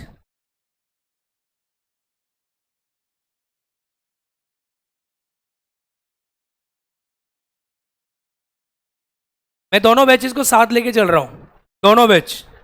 जैसे आपकी क्लास यहाँ मिस हो जाएगी तो वहाँ सेम ही चलती है, मतलब वो अलग चीज़ है, लेकिन जो टॉपिक है वो सेम यहाँ चला रहा हूँ, सेम वहाँ चला रहा हूँ, जिससे क्या हो कि मैं कोई भी कहीं भी घुमा सकूँ। दोनों एकदम सेम है मेरे लिए, आगे पीछे नहीं चल रहा बैच। बैच मतलब सिलेबस एक साथ चल रहा है दोनों बैचेस हैं।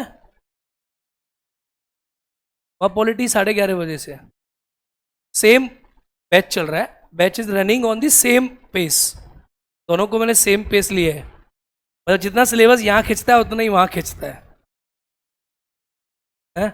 नहीं, जैसे मैं बता रहा हूँ, sometime somebody miss, he can approach there and here, ठीक है, एक ही चीज चल रहा है। प्रावधान यहाँ डिस्कस थोड़ा लेकिन ज्यादा होता है, आराम है।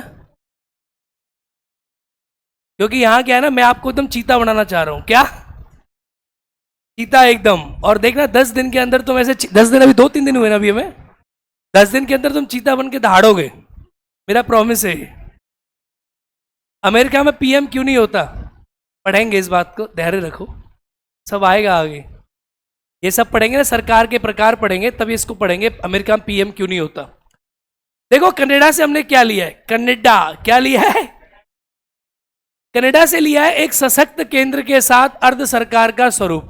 अब आपको लगे सर ये क्या है, what is the quasi federal. हमारे कंट्री में क्या है गुरु, हमारा जो देश है, हमारे देश में आप देखेंगे तो हमारे देश में केंद्र सरकार ज्यादा मजबूत है, राज्य सरकार,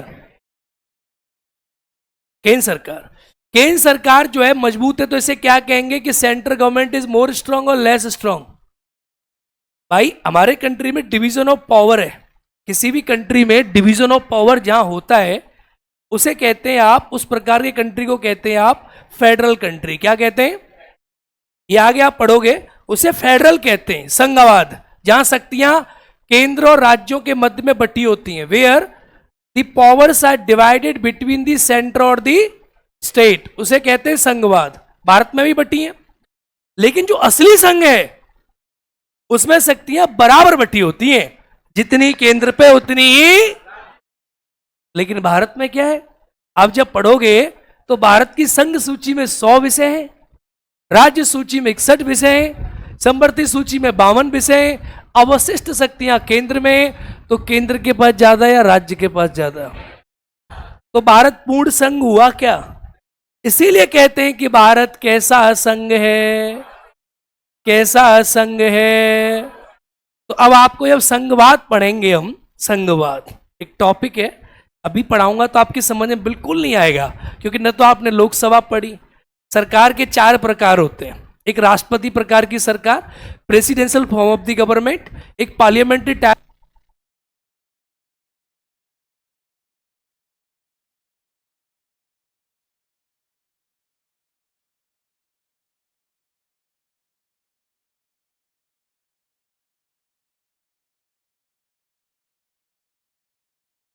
क्या हुआ, सरकार के 4 प्रकार होते हैं। कितने प्रकार, जैसे पति और पत्नी के संबंध होते हैं, उसी आधार पे आप कह सकते हैं कि कार्यपालिका और विधायिका के संबंधों के आधार पे पढ़ाएंगे हम इसको। ये टॉपिक आपका जब चलेगा जब पार्लियामेंट स्टार्ट होगा। तो एक होती है संसदीय प्रकार की सरकार, पार्लियामेंट्री, एक होती है राष्ट्रपति प्रकार की सरकार। सरकार के 2 प्रकार और होते हैं, केंद्र और राज्यों के मध्य शक्ति के विभाजन के आधार पर, on the based on central state division of power. एक होता है एकात्मक सरकार, एक होती है संघात्मक सरकार। The one is unitary government और सेकंड क्या हो गई, फेडरल गवर्नमेंट। तो यूनिटरी और फेडरल, प्रेसिडेंशियल और पार्लियामेंट्री, एकात्मक और संघात्मक, अध्यक्षीय और संसदीय, 4 प्रकार की सरकारें। ये सब आगे जब टॉपिक आएंगे इन्हें पढ़ोगे तो आपकी समझ आएगा कि वहां पर एक संघवाद की सरकार है, जिसे कहते हैं संघीय सरकार। तो भारत में संघीय सरकार के लक्षण नहीं है, पूरे अर्ध संघ है। क्यों अर्ध संघ है, क्योंकि हमारे यहाँ केंद्र राज्य के मध्य शक्तियों का डिवीजन तो है, यानी मोदी जी के पास पावर तो मोदी जी के पास भी है और पावर ममता बनर्जी के पास भी है, लेकिन मोदी और ममता बनर्जी के पास बराबर नहीं है। तो भारत में आप देखेंगे केंद्र सत्ता है, इसीलिए तो अरविंद केजरीवाल की गर्दन से मरोड़ दी। ठीक है, समझोगे आगे, अभी नहीं समझ रहे हो। तो क्या हो गया है, अर्ध संघ। अवशिष्ट शक्तियां, अब क्या होता है, कुछ शक्तियां केंद्र के पास, कुछ शक्तियां राज्यों के पास। भाई कुछ शक्तियां आपके परिवार और कुछ मम्मी के पास, कुछ पापा के पास, बची कुछ ही बाबा के पास। तो कभी कभी क्या होता है, कुछ परिवारों को आप देखेंगे या पति पत्नी होते हैं, कुछ परिवारों में पत्नियों के पास ज्यादा शक्ति है, प्योर महिलावादी हैं वो, कुछ में पतियों के पास ज्यादा शक्ति है। कुछ परिवारों में पत्नियां पति को इतना प्रताड़ित करती हैं कि सारी शक्ति केंद्र में निहित कर लेती हैं। तो उस प्रकार की सरकार, जहां बची कुछ शक्तियां किसमें निहित है, केंद्र में। जहां पापा से कुछ पूछोगे तो एक ही आंसर देते, मम्मी को पूछ के बताएंगे। तो यहां कैसा सरकार चलती है, ये संघवाद प्रॉपर नहीं है, वहां अर्ध संघवाद है। और कुछ दिन के अंदर राष्ट्रपति मम्मी बन जाती, राष्ट्रपति प्रकार की सरकार में निश्चित कन्वर्ट हो जाती हो। ठीक है, अगला, शक्ति का विभाजन, संघ और राज्य के बीच राज्यपाल की नियुक्ति। अब देखो राज्यपाल, अब एक बात बताओ, राज्यपाल, बिहार का राज्यपाल किसका आदमी है? किसका आदमी है? बिहार में सरकार किसकी चल रही है? बीजेपी की तो नहीं है। राज्यपाल किसका है? मुख्यमंत्री किसको काम करने के लिए बताता होगा? राज्यपाल के लिए। तो राज्यपाल की जो नियुक्ति हो रही है राज्यों में, ये संघवाद के खिलाफ है या संघवाद के पक्ष में? खिलाफ है भाई। भाई आप राज्यों को शक्ति देने की बजाय आप क्या कर रहे हो? आपने आईएएस को बिठा दिया। आईएएस मोदी जी का, मोदी जी कह के आते उनसे जाके, जाओ अच्छे सेवा करो, तुम बिहार चले जाओ। ठीक है, अब सेवा करो बिहार में जाके। मोदी जी को बताता है वो क्या हो रहा है कंट्री बिहार में। ऐसे राज्यपाल है, तो राज्यपाल आदमी केंद्र सरकार का। तो राज्यपाल की जो नियुक्ति है, तो कनाडा से हमने क्या लिया है, एक मोरल लेस में एक बात बताऊं तो केंद्र और राज्यों की शक्ति के बंटवारे के बीच में सारी चीजें जो केंद्र को मजबूत बनाती हैं और राज्यों को कमजोर बनाती हैं, वो हमने कहां से लिए? आप सारी देख लें, सबसे केंद्र मजबूत और राज्य क्या हो रहा है? कमजोर। एक है उच्चतम न्यायालय का परामर्श से निर्णय, आर्टिकल 143 है हमारे संविधान में, इसे बोलते हैं advisory jurisdiction of the supreme court of India, where the president of India can take advice from the supreme court at the moment of constitution conflict. ठीक है, यानी राष्ट्रपति के पास यह शक्ति होती है हमारे देश में कि राष्ट्रपति कभी भी सुप्रीम कोर्ट से कुछ पूछ लेता है कि मेरी समझ में नहीं आ रहा, जरा बताओ क्या होगा इस मामले में। तो इसे कहते हैं परामर्शीय क्षेत्राधिकार। क्या कहते हैं? तो ये हमने कहां से लिया है? तो इसको एक बार अब लिखें, फटाफट लिख लिया आप लोगों ने। ये कनाडा से लिया है, तो याद कर लो, ज्यादा टेंशन नहीं लेना कि जो चीजें केंद्र को मजबूत बनाए और राज्य को कमजोर बनाए, अरे कहां से लिए हैं? खत्म मामला। कल इसके क्वेश्चन मिलेंगे आपको टेस्ट में। टेस्ट में मैंने टेस्ट पेपर बनवा दिया है ऑलरेडी, उसके बाद पढ़ा रहा हूं मैं, मतलब सैटरडे को। टेस्ट पेपर ऑलरेडी प्रिपेयर्ड है आपका, बना के रख चुका है, मैं देख चुका हूं उसको 2 बार। आगे बढ़ो, ठीक है। इसलिए मैंने क्वेश्चन नहीं कराए। मैं इस क्लास में एक नया एक्सपेरिमेंट करना चाह रहा हूं। पहले मैं क्लास में एमसीक्यू कराता था, सोचा पहले क्वेश्चन कराऊंगा, टेस्ट लूंगा, और टेस्ट में आपकी परफॉर्मेंस अगर खराब आई, फिर मैं आपको क्लास में एमसीक्यू करा के मजबूत करूंगा, और आपकी परफॉर्मेंस अच्छी आई तो फिर मैं तुम्हारी क्लास को बना दूंगा सुपरस्टार। ठीक है, उसके बेस पे मुझे पता चलेगा कि तुम्हारा लेवल ऑफ एक्यूमुलेशन क्या है, अच्छा परफॉर्म करना है। ठीक है, चलो आयरलैंड, क्या है अगला टॉपिक? आयरलैंड। टेस्ट में सब बच्चों का खुद देखूंगा नाम वाइज।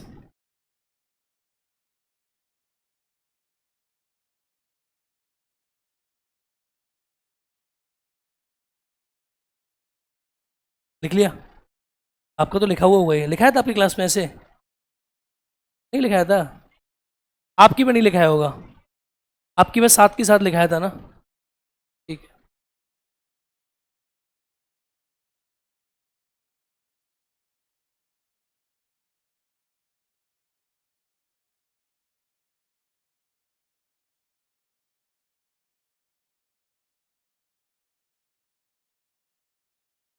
अब ये सब चीजें जब सीख जाओगे ना आप, तो आपसे पूछा जाएगा तो एक बढ़ेगी दूसरी घटेगी। जैसे इकोनॉमिक्स में देखा, रेपो रेट बढ़ेगा, रिवर्स रेपो रेट बढ़ेगा, एसएलआर बढ़ेगा, एमएसएफ बढ़ेगा, तो क्या होगा?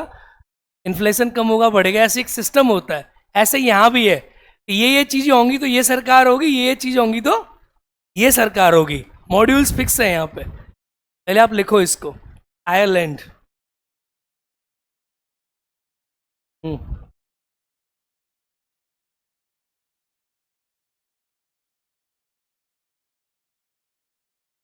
हम्म।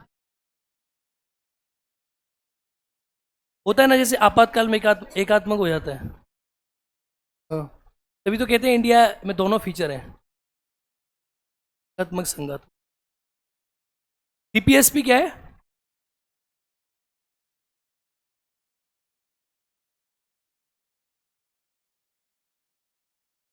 क्या? अच्छा, इसमें लिखा नहीं है। देखो, राज्य के तत्व को लिखते हैं डीपीएसपी, इंग्लिश मीडियम वाले लिखे, इसको क्या बोलते हैं? डीपीएसपी।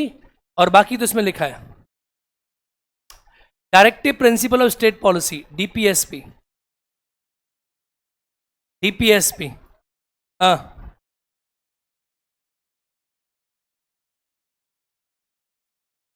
हाँ तो मैं बोल तो रहा हूँ परिसंघ, तभी तो क्वासी फेडरल था। एक शब्द आएगा जब आर्टिकल 1 पढ़ते हैं हम, हमारी क्लास में मैंने बताया होगा, कन्फेडरेशन, फेडरेशन, संघ, परिसंघ, अर्धसंघ। आर्टिकल जब 1 पढ़ोगे तो इन तीनों को पढ़ा जाता है, चारों को। धैर्य रखो भाई, बैठो, समय पे सब आएगा है। अभी ये क्या है ना, अभी तो सिर्फ आपको क्या है, ये सब पढ़ नहीं रहे हो आप। फिर तो आप मुझे पूछोगे सर ये बताओ राष्ट्रपति का निर्वाचन यही पढ़ा दूं मैं? आर्टिकल 54 में पढ़ाना है भैया, यहां नहीं पढ़ाना है। सब आएगा, टेंशन ना लो, सरकारों में सब पढ़ेंगे हम। है लास्ट वाला लिखा है राष्ट्रपति के निर्वाचन संबंधी प्रक्रिया, the president procedure related to election, the procedure of, मेरे अकॉर्डिंग लिख लो आप इसे, सही ट्रांसलेट नहीं है, the procedure of president election, राष्ट्रपति के निर्वाचन की प्रक्रिया। अब आओ इसको ध्यान से समझो एकदम, कहां से क्या क्या लिया गया है, ठीक है, समझो ध्यान से। देखो राज्य के नीति निर्देशक जो तत्व हैं डीपीएसपी, इसी के बेस पर आप कहते हैं कि भारत जो है संविधान का भाग 4 है, कि भारत एक वेलफेयर स्टेट है, लोक कल्याणकारी राज्य का सिद्धांत है। तो डीपीएसपी हमने कहां से लिए? अरे बोलो, आयरलैंड से लिए। डीपीएसपी क्या होते हैं? डीपीएसपी संविधान के भाग 4 में और मौलिक अधिकार से अलग है, एक मौलिक अधिकार है, एक डीपीएसपी है।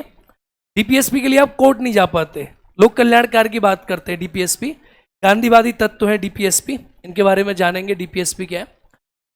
राष्ट्रपति द्वारा राज्यसभा में साहित्य, कला, विज्ञान, समाज सेवा आदि के क्षेत्र में ख्याति प्राप्त व्यक्तियों का मनोनयन। एक ही बात लिखी है यहां तक लिखा है the nomination of person report in the field of literature, art, science and social science in the Rajya Sabha. आप शॉर्ट में भी इसे लिख सकते थे कि राज्यसभा में व्यक्तियों का मनोनयन। आप सभी जानते हैं, नहीं जानते हैं तो जान जाओगे, आर्टिकल 80 सब क्लॉज 3 में राष्ट्रपति 12 व्यक्तियों को राज्यसभा में मनोनीत करता है। क्या करता है? राज्यसभा में। किसमें? लोकसभा में नहीं, किसमें?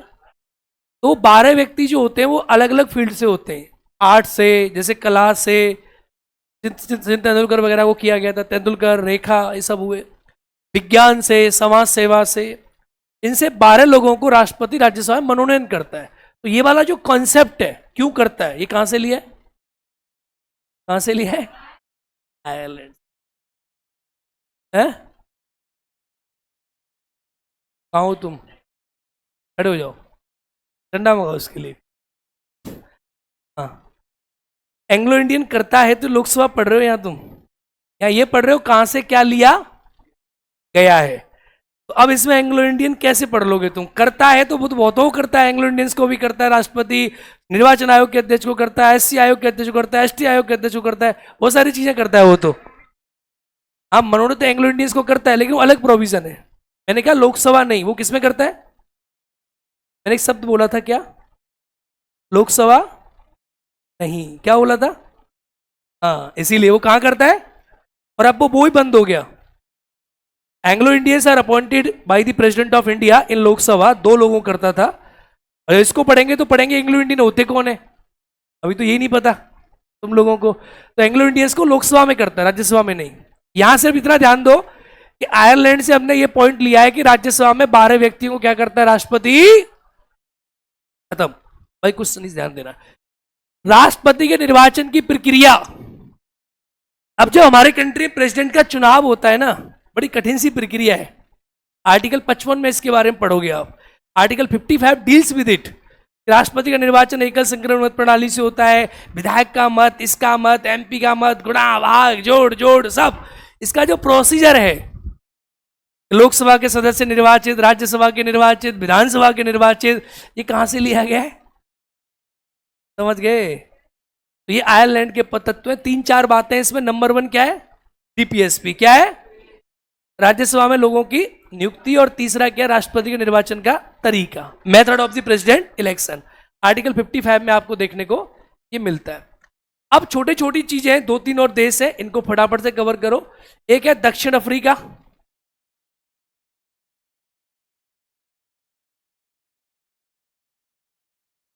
है क्या है? हाँ, दक्षिण अफ्रीका ऐसे कर रहे थे।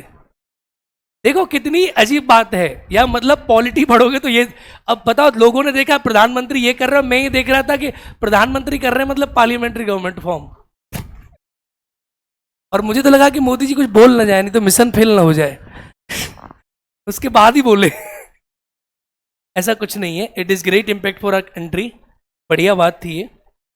देखो हमारे यहाँ इसका मतलब क्या है कि हमारा पीएम प्रेसिडेंट की तरह ही है। इसका मतलब क्या देख रहे हैं आप कि वहां दुनिया के राष्ट्रपति आए और हमारे कौन गए? तो हमारे पीएम किन के लेवल के? तो हमारे यहाँ लेकिन सरकार राष्ट्रपति प्रकार की नहीं है, हमारे यहाँ पार्लियामेंट्री फॉर्म की गवर्नमेंट है। समझाओगे आप? देखिए दक्षिण अफ्रीका, संविधान के संशोधन की प्रक्रिया और राज्यसभा के सदस्यों के निर्वाचन की प्रक्रिया। अब आप बोलेंगे सर ये क्या मसला है? संविधान के संशोधन की प्रक्रिया, the election of member Rajya Sabha, the process of, इन लोगों ने इंग्लिश में गायब कर रखा है, the process of constitution amendment. क्या लिखा है? अब हमारे संविधान में जो कॉन्स्टिट्यूशन का अमेंडमेंट होता है, हमारा संविधान कैसे बदला जाता है भाई, संशोधन सरकार करती है लगातार, ये संशोधन वो संशोधन। तो संशोधन कई प्रकार के होते हैं, विशेष बहुमत से, साधारण बहुमत से। विशेष बहुमत भी दो प्रकार का, एक 2/3 सदन का और एक आधे से अधिक राज्यों का। इसमें कई प्रकार के मेथड हैं। आर्टिकल 368 जो है इसके बारे में बात करता है, हम इसमें इसको पढ़ेंगे, 360 डील करता है। तो ये यहीं से लिया है हमने, कहां से लिया है? South Africa. राज्यसभा के सदस्यों का निर्वाचन की प्रक्रिया, the procedure of election of the member of the Rajya Sabha. अब राज्यसभा के मेंबर कैसे चुने जाते हैं इसके बारे में हम आर्टिकल 80 बोलता है। क्या बोलता है? 80 बताता है कैसे चुने जाते हैं। जैसे आप कभी वोट डालते हो राज्यसभा के चुनाव में, आपने डाला है कभी? एमएलए डालते, कौन डालते हैं? तो उसका जो मेथड है वो कहां से लिया है? साउथ अफ्रीका से। ठीक है, अब जब इस क्लास को पढ़ लो और जब पूरी पॉलिटी को पढ़ लो, तो इस चैप्टर को पढ़ना, और जैसे मैंने आर्टिकल्स लिखे वैसे खुद अपने आप आर्टिकल्स लिखना कि ये चीज यहां है, ये चीज यहां है, ये चीज आया ना? क्लियर? Next, France.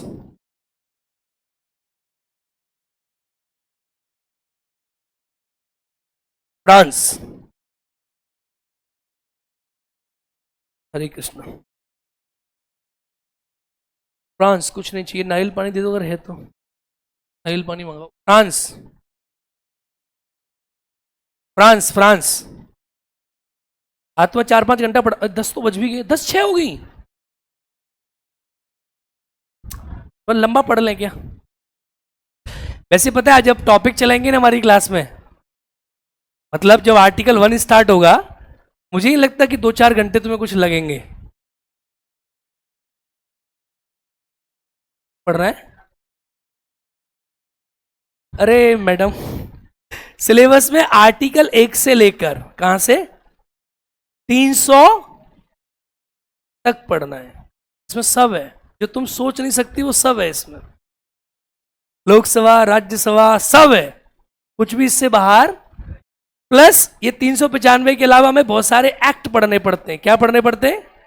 कि कोई चीज संविधान में नहीं है पर संसद ने एक्ट बना के बाद में ऐड कर दी, वो भी पढ़नी होती है। ठीक है, पर इसका तरीका है, मैंने कहा ना मैं ऐसे नहीं पढ़ाता कि पहले पार्लियामेंट पढ़ा दूं, मैं आर्टिकल 1 से ही पढ़ाऊंगा। सिस्टमेटिक पढ़ेंगे ना गुरु, आराम से। ये सब बसड़ नहीं कि पहले लोकसभा पढ़ा दी, फिर संसद पढ़ा दिया, फिर चूरन फेंक दिया, फिर चटनी मार दी, फिर रसगुल्ला मार दिया, ये नहीं। आर्टिकल 1 से पढ़ो और आराम से पढ़ो, रिलैक्स, तभी समझ आएगी पॉलिटी। लिखो इसको, हो गया? ये देखो फ्रांस, हमने फ्रांस से क्या लिया है भाई? फ्रांस से सुंदरता लिया हमने। फ्रांस की लड़कियां बड़ी खूबसूरत होती हैं। बताओ तुमने कब देख ली भाई? है? चलो देखो, फ्रांस से हमने स्वतंत्रता ली है, तभी सुंदर होती हैं। क्या लिए? समानता लिए। क्या लिए? सब एक जैसी होती हैं। और क्या लिए? भाईचारा। ये खतरनाक चीज है। देखो ये तीन विचार है. You will read these three concept in the preamble of the Indian constitution. हमारे संविधान की प्रस्तावना जब स्टार्ट होगी, कल स्टार्ट हो जाएगी प्रस्तावना, तो प्रस्तावना में तीन शब्द हैं: स्वतंत्रता, समानता और बंधुत्व. ये तीनों शब्द हमने फ्रेंच रिवॉल्यूशन 1978 से, फ्रांस का जो क्रांति हुआ था उससे हमने इनको अडॉप्ट किया है. फ्रेंच रिवॉल्यूशन से स्वतंत्रता, समानता और बंधुत्व. स्वतंत्रता मतलब लिबर्टी. आप लोग जो देश में रह रहे हो कैसे रह रहे हो? खुल के रह रहे हो एकदम, आया ना? बोलो. समानता, समानता का मतलब क्या? इक्वलिटी, समानता है हमारी कंट्री में. आप पढ़ेंगे मौलिक अधिकार, आर्टिकल 19 पढ़ेंगे, स्वतंत्रता 14 पढ़ेंगे, 15 पढ़ेंगे, 16 पढ़ेंगे, 17 पढ़ेंगे, 18 पढ़ेंगे. समानता भाई, नौकरी में समानता, बेरोजगारी में भी समानता. तो इक्वलिटी हमारी कंट्री में, जाति धर्म को छोड़ दो, ये सब समानता. बंधुत्व मतलब भाईचारा, भाईचारे की भावना. हमारी कंट्री में देखो भाईचारे की, ब्रदरहुड की फीलिंग है. तो ये सब हमने कहां से लिया है? गणतंत्रात्मक प्रक्रिया. अब इसको छोड़ दो, इसका कोई मतलब नहीं है, समझेंगे आगे. तो समानता, स्वतंत्रता और बंधुत्व. तो गणतंत्र हमने गणतंत्र प्रक्रिया क्या होती है मैं समझा भी देता हूं. चलो, एक होता है रिपब्लिक. रिपब्लिक होता है कि जहां कंट्री का जो हेड है ना वो निर्वाचित हो. जैसे ब्रिटेन में कंट्री का हेड कौन है? राजा या रानी? और रानी कैसी है? तू मेरी रानी मैं तेरा. तो रानी कैसी है? सुंदर है? नहीं, रानी जो है वो निर्वाचित नहीं है. लेकिन इंडिया में क्या है? इंडिया के राजा कौन है? इंडिया में भी रानी है फिलहाल, लेकिन इंडिया की रानी निर्वाचित है. और रानी मतलब राष्ट्रपति. अमेरिका, ब्रिटेन में ऐसा नहीं है. तो हमारी कंट्री में गणतंत्रात्मक प्रक्रिया है, समझोगे इसको आगे. रिपब्लिक जो शब्द है हमारी प्रस्तावना में आपको देखने को मिलेगा. प्रस्तावना में इसके बारे में पढ़ेंगे. प्रस्तावना में 3-4 शब्द है. SSDR. हमारा कंट्री सोवरिन क्या है, तो संप्रभुता क्या होती है यहां पढ़ेंगे. प्रस्तावना में कितने प्रकार की होती है. समाजवादी क्या होता है, उदारवादी क्या होता है, मैं सब पढ़ाता हूं. मार्क्सवादी क्या होता है, कई सारे कॉन्सेप्ट. ठीक है, तब तो लक्ष्मीकांत में से पढ़ना फिर देखना. इसके अलावा SSS, सोवरेन, सोशलिस्ट, सेक्युलर, धर्मनिरपेक्ष क्या है, पंथनिरपेक्ष क्या है, डिफरेंसेस क्या है, लोकतंत्र क्या होता है, और यही आता है रिपब्लिक, गणराज्य क्या होता है. तो ये कॉन्सेप्ट हमने कहां से लिया गया? Clear, very good. अगला है देश ऑस्ट्रेलिया. कौन सा कंट्री है? इसको एक बार लिख लें. इसमें एक चीज और लिख लेना, एक्स्ट्रा ऐड कर लेना. प्रस्तावना की भाषा,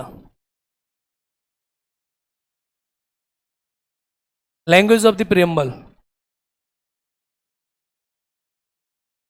ठीक है, प्रस्तावना की भाषा.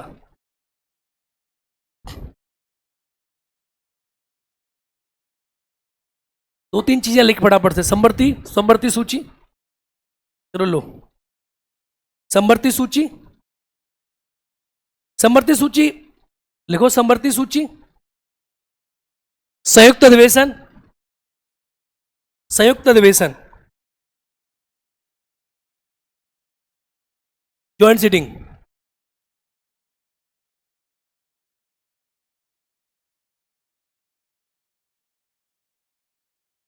संयुक्त अधिवेशन, ज्वाइंट सिटिंग.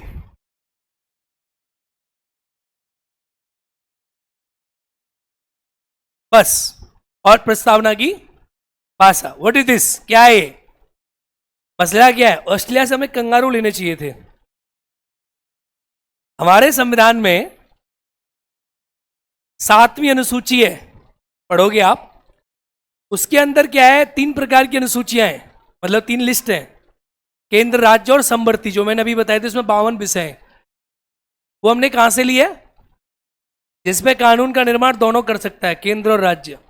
संसद के दोनों सदनों की संयुक्त बैठक, इसको पढ़ते हैं आर्टिकल 108 में. कौन से 8 में? कि जब लोकसभा राज्यसभा के बीच में गुत्थम गुत्था हो जाए, ऐसी सिचुएशन में राष्ट्रपति के पास पावर है कि दोनों को मिला के बिठा लेता है. ये प्रोविजन कहां से लिया है? ऑस्ट्रेलिया. और प्रस्तावना की भाषा. बस 3 चीज है. जर्मनी से लिख लें एक बार. अब फटाफट थोड़ा शॉर्ट में निपटाएं इसको, क्योंकि ये सब पढ़ना है. जर्मनी से लिखें. कंट्री डालें जर्मनी. एक तरफ लिखो जर्मनी. जर्मनी के संविधान को कहते हैं वाइमर संविधान. एक क्वेश्चन दे रहा हूं मैं तुम्हें, पूछ के आना आज जाके इनसे, अपने आप ढूंढना, मेरी क्लास में को ढूंढने की आदत डालो तुम। जर्मनी के संविधान को क्या कहते हैं? जोर से बोलो। इससे हमने क्या लिया है? आपातकाल और आपातकाल के दौरान फंडामेंटल राइट्स का निलंबन। गुरु, भारत के संविधान को क्या कहते हैं?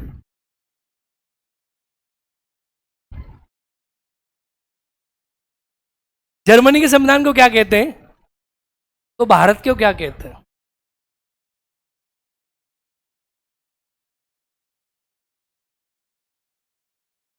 इस क्वेश्चन का आंसर कोई अभी दे दे मुझे तो उसको इनाम। तो जो कितनी मौलिक बात है, आपको ये नहीं पता भारत के संविधान को क्या कहते हैं? कितने सोच में पड़ गए ना आप। क्या कहते हैं बताओ? क्वेश्चन ये नहीं है मेरा, क्वेश्चन इससे ऊपर है। अभी तो यही बताओ भारत के संविधान को क्या कहते हैं?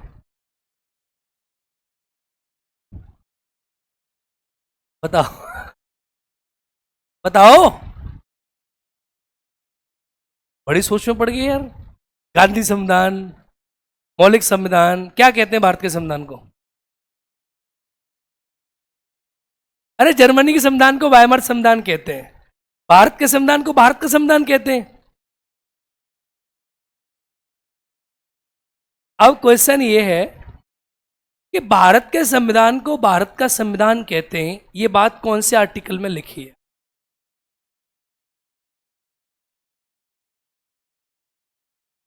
थ्री 393 के 4? क्लियर हो जाओ तुम पहले, 4 या 3?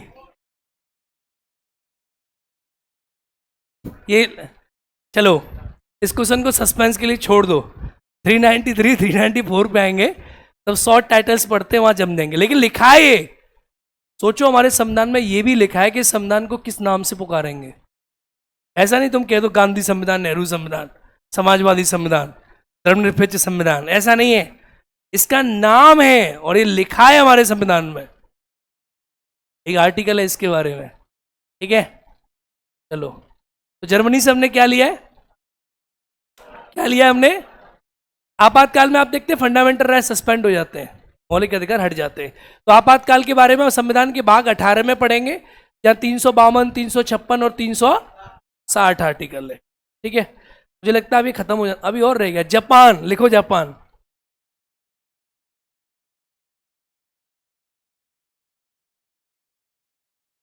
लिखो जापान। हमने जापान से क्या लिया है? जापान लिखो भाई।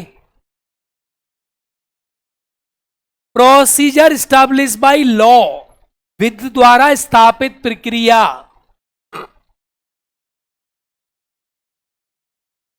विधि द्वारा स्थापित प्रक्रिया, प्रोसीजर स्टैब्लिश बाय लॉ। इस बार किसी ने यूपीएससी का पेपर देखा था? अच्छा, किसी ने पेपर दिया था? किसी दिया पेपर यूपीएससी का इस बार? किसी ने पेपर नहीं दिया यूपीएससी का इस बार? किसी ने भी नहीं दिया? आप में से 21 साल का कौन कौन हो गया? हाथ उठाओ। तुम पेपर नहीं देते यूपीएससी का? देते नहीं हो भी? अच्छा, ओके। तो इस बार दिया, अब देना, अगली बार देना, ठीक है। इस बार यूपीएससी में क्वेश्चन आया था, the fair process of law, विधि की द्वारा स्थापित प्रक्रिया होती है, एक होती है विधि की सम्यक प्रक्रिया। क्या होती है? हमारा खान ग्लोबल स्टडी का जो चैनल है उस पर मैंने आईएएस का पेपर सॉल्व कराया, यूपीएससी का पेपर मैंने सॉल्व कराया। और खुदा न खास्ता ऐसी वो रही कि पिछले वाले बैच में इनको मैंने पढ़ा रहा था, बीपीएससी वालों को, और मुझे लगता है कि सारे ही प्रश्न हमारे बैच में से थे, सारे ही प्रश्न, मेजॉरिटी ऑफ क्वेश्चन थे।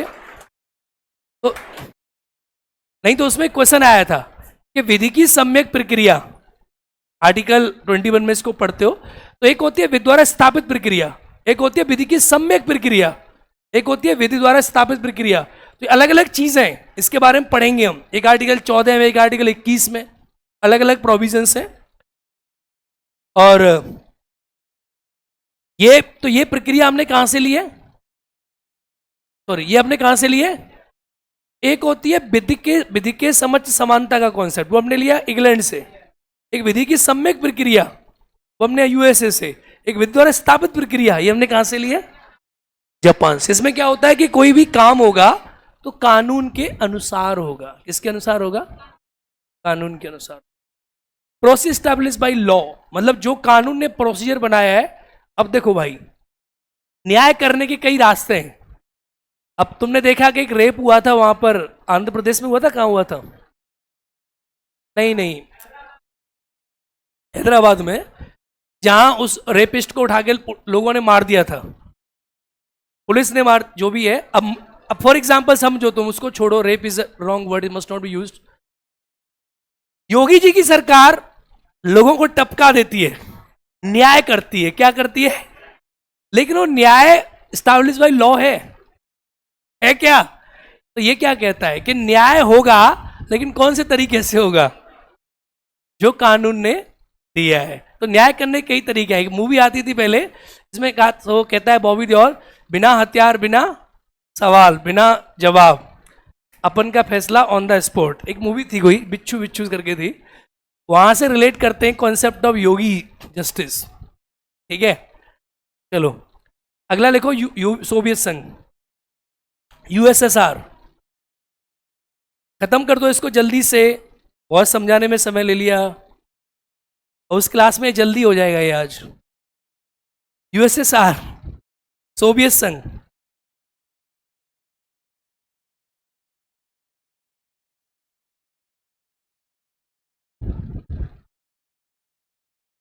यहां से हमने मूल कर्तव्य लिए, the fundamental duties are borrowed from this.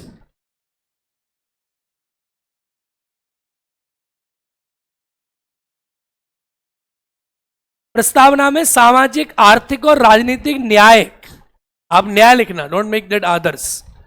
आप क्या लिखना? न्याय। क्या लिखना? आप लिखना मूल कर्तव्य, और प्रस्तावना में सामाजिक, सोशल, इकोनॉमिकल। अब कल इस बात को दोबारा से रिपीट करना पड़ेगा, क्योंकि कल इसको हम पढ़ेंगे। And political justice. क्या लिखना? Justice, the concept of social, political, economical justice. प्रस्तावना में सामाजिक, आर्थिक, राजनीतिक न्याय। ये हमने कहां से लिया है? सोवियत संघ। सोवियत संघ क्यों कहते हैं इसको? बिकॉज 1976 में हमने ले लिया था, ठीक है, और 1991 में ये टूट गया और रसिया बन गया। इससे पहले क्या था ये? तो एग्जाम में चाहे रसिया आए चाहे सोवियत संघ आए, बात बराबर है, एक ही है। खत्म। हाँ, क्या इंग्लिश में लिखेंगे? The concept of social, economical and political justice. Social, economic and political justice, सामाजिक, आर्थिक, राजनीतिक न्याय। ये कुछ अभी जो आज हमने पढ़ा, ये हमने बोरोड फीचर पढ़े। कैसे फीचर पढ़े? अभी जो अगला टॉपिक था वो प्योर मेंस का था, ये भी मुझे पढ़ाना था, लेकिन समय हम धीरे धीरे चल रहे हैं कि भारत के संविधान की विशेषताएं क्या है। क्या टॉपिक है? विशेषताएं। वैसे मैं ये पर्सनल तौर पे मानता हूं, हम एक काम करते हैं क्योंकि आपने पहले पढ़ा भी नहीं है, तो विशेषताओं को हम तब पढ़ें या पहले संविधान पढ़ लें पूरा? हाँ, किताबों में, सिलेबस में ये पहले दी हुई होती हैं। आप किसी किताब को लगाएंगे एमसीक्यू को, तो पहले दी होती है। तो इसमें विशेषताएं हमारे संविधान में क्या क्या है। अभी आपने नागरिकता नहीं पढ़ी, तो आप जानते भी नहीं इसके बारे में, तो विशेषता क्या जानोगे आप? अभी आपने वयस्क मताधिकार नहीं पढ़ा, स्वतंत्रता क्या होती है, न्यायपालिका स्वतंत्र कैसे है। अब सोचो, इसी पे मोदी जी कहते हैं सुप्रीम कोर्ट से कि तू मेरी सुन, सुप्रीम कोर्ट कहता है कि तू मेरी सुन, तू मैं, ठीक है। इसके बारे में हमें पढ़ना है, we will read this concept. संविधान की सर्वोच्चता, सुप्रीमेसी ऑफ कॉन्स्टिट्यूशन, ये बात समझ नहीं आती बीजेपी को, ठीक है, ये आपको समझनी पड़ेगी, ये समझनी है हमें, ठीक है। संसदीय प्रणाली, हमारी country parliamentary form of the government है, तो what is the parliamentary form of the government, ये क्या है, ये तब समझ में आएगी जब हम पढ़ लेंगे पार्लियामेंट को, मेरा ऐसा मानना है व्यक्तिगत तौर पर।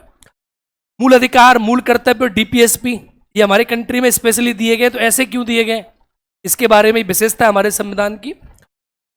त्रिस्तरीय शासन प्रणाली, हमारे संदर्भ में केंद्र भी है, राज्य भी है और पंचायतें भी है, ये हमें पढ़ना है। पहले हमें केंद्र पढ़ना है, फिर राज्य, फिर पंचायत।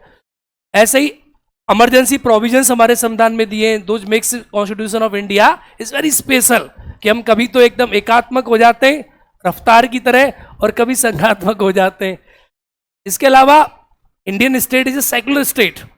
अब आप लोगों ने सुना है कि आजकल बीजेपी वाले कहते हैं कि भैया भारत को एक धार्मिक हिंदू राष्ट्र बनाएंगे। क्या बनाएंगे? इसमें भी कॉन्सेप्ट है। वो ये नहीं कहते कि भारत को हम धार्मिक राष्ट्र बनाएंगे, क्या कहते हैं, क्या बनाएंगे, क्या बनाएंगे? अरे यार आवाज नहीं आ रही, क्या बनाएंगे?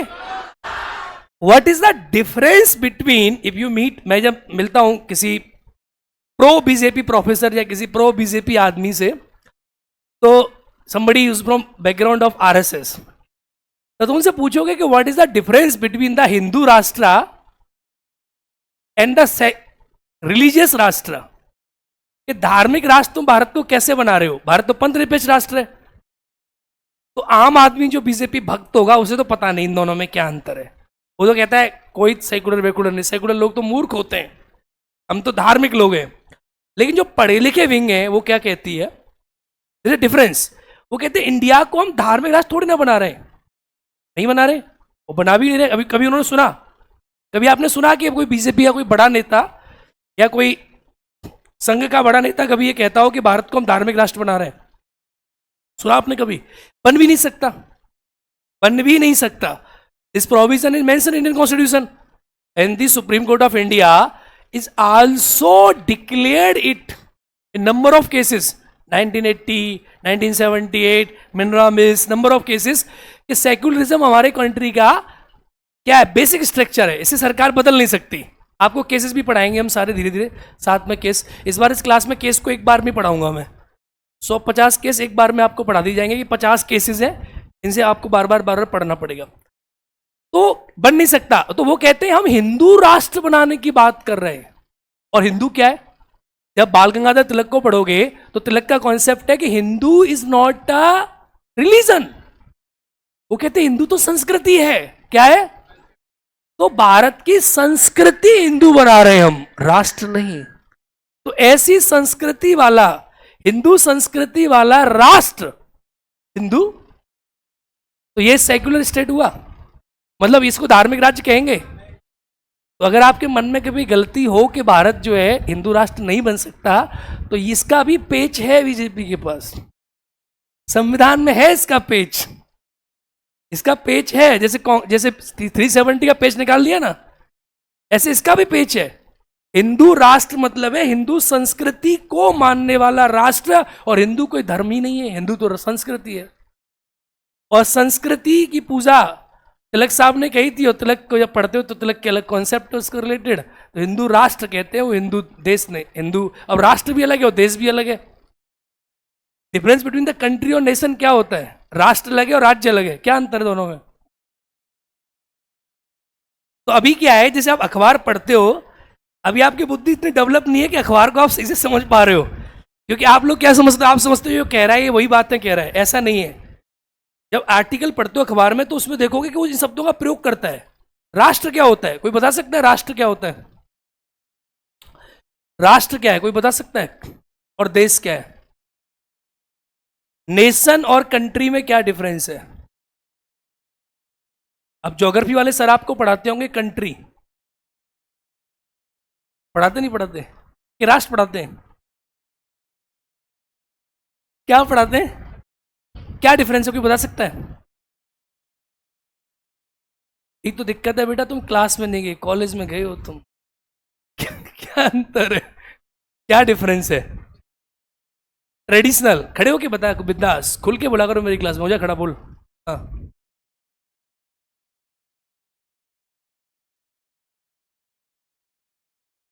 देशभक्ति या को जोड़ देंगे तो राष्ट्र बन जाएगा, ठीक है, मोर और लेस। और कोई बताओ भाई, टू द पॉइंट आंसर देना, मेंस के अकॉर्डिंग। एक शब्द बता, हाँ लाइन में, हाँ तेज बोल। Suppose you are a DSP, महसूस करो तुम्हारे कंधे पे स्टार है, करो करो, अब बोलो, तेज बोल, तेज, यहां से बोल, भावनात्मक लगाव। हाँ। चलो ठीक है, मैं बता देता हूं आपको, बैठ जाओ, सही जा रहे हो कुछ कुछ हद तक तुम लोग। देखो, राष्ट्र और देश में क्या अंतर है। इंडिया एक देश है, देश का मतलब होता है जियोग्राफिकल बाउंड्री। क्या होता है? किसी देश का भौगोलिक प्रदर्शन, किसी देश की भौगोलिक संरचना, भौगोलिक प्रदर्शन, वो होता है देश। क्या होता है? देश। क्या होता है? देश। जैसे फॉर एग्जांपल तुम कहो कि हमारे कंट्री में जम्मू कश्मीर हमारे देश का हिस्सा है, राष्ट्र का, भौगोलिक, हमारे देश का भौगोलिक। राष्ट्र क्या होता है? That is psychological. तो देश एक भौगोलिक, भौगोलिक मतलब एक वो है, कॉन्सेप्ट है। राष्ट्र एक सांस्कृतिक मनोवैज्ञानिक कॉन्सेप्ट है। कैसा कॉन्सेप्ट है? फॉर एग्जाम्पल, आप जम्मू कश्मीर भारत का हिस्सा है, आप भूगोल में देखते हो, देश है, हमारा देश है, लेकिन तुम जम्मू कश्मीर वाले को अपना भाई मानते हो। यहां भली ना मानो, कोई बिहार वाला और गुजरात वालों की इंडिया में भली ना बनती हो, लेकिन इनको भेज दो दुबई, तो वहां कहेगा तू मेरा भाई, मैं तेरा भाई। तो हमारे देश में लोगों के मध्य सांस्कृतिक मनोवैज्ञानिक लगाव, तो सांस्कृतिक मनोविज्ञान के आधार पर लोगों के मध्य जो लगाव होता है उसे क्या कहते हैं, और जो भौगोलिक होता है उसे क्या कहते हैं। तो कोई देश पहले देश बनता है, क्या बनता है, और फिर वो क्या बनता है। तो इसीलिए कभी कभी मेंस में आप पढ़ोगे या फिलॉसफी में पढ़ोगे या ऐसे में पढ़ोगे कि कुछ कंट्री कुछ कंट्री नेशन मेकिंग में है। किसमें? क्योंकि देश तो कोई बन जाता है भाई, देश में क्या है, देश बन गया, लेकिन राष्ट्र बनना बड़ी बात है। बांग्लादेश देश है, लेकिन राष्ट्र बनना बड़ी बात है। तो नेशन क्या होता है, साइकोलॉजिकल कॉन्सेप्ट है, और देश क्या है, एक भौगोलिक कॉन्सेप्ट है। हाँ या ना? बोलो। चलो आज के लिए इतना ही, डायलॉग सही है। अब कल मिलते हैं क्लास में। आज का थोड़ा सा मुझे रिवीजन करके बताएंगे लास्ट में। मैं पूछ रहा हूं, आप बताते चलो। कॉपी बंद कर दो फटाफट से, क्विक। 10:30 बज गए, ओहो, जल्दी कॉपी बंद करो।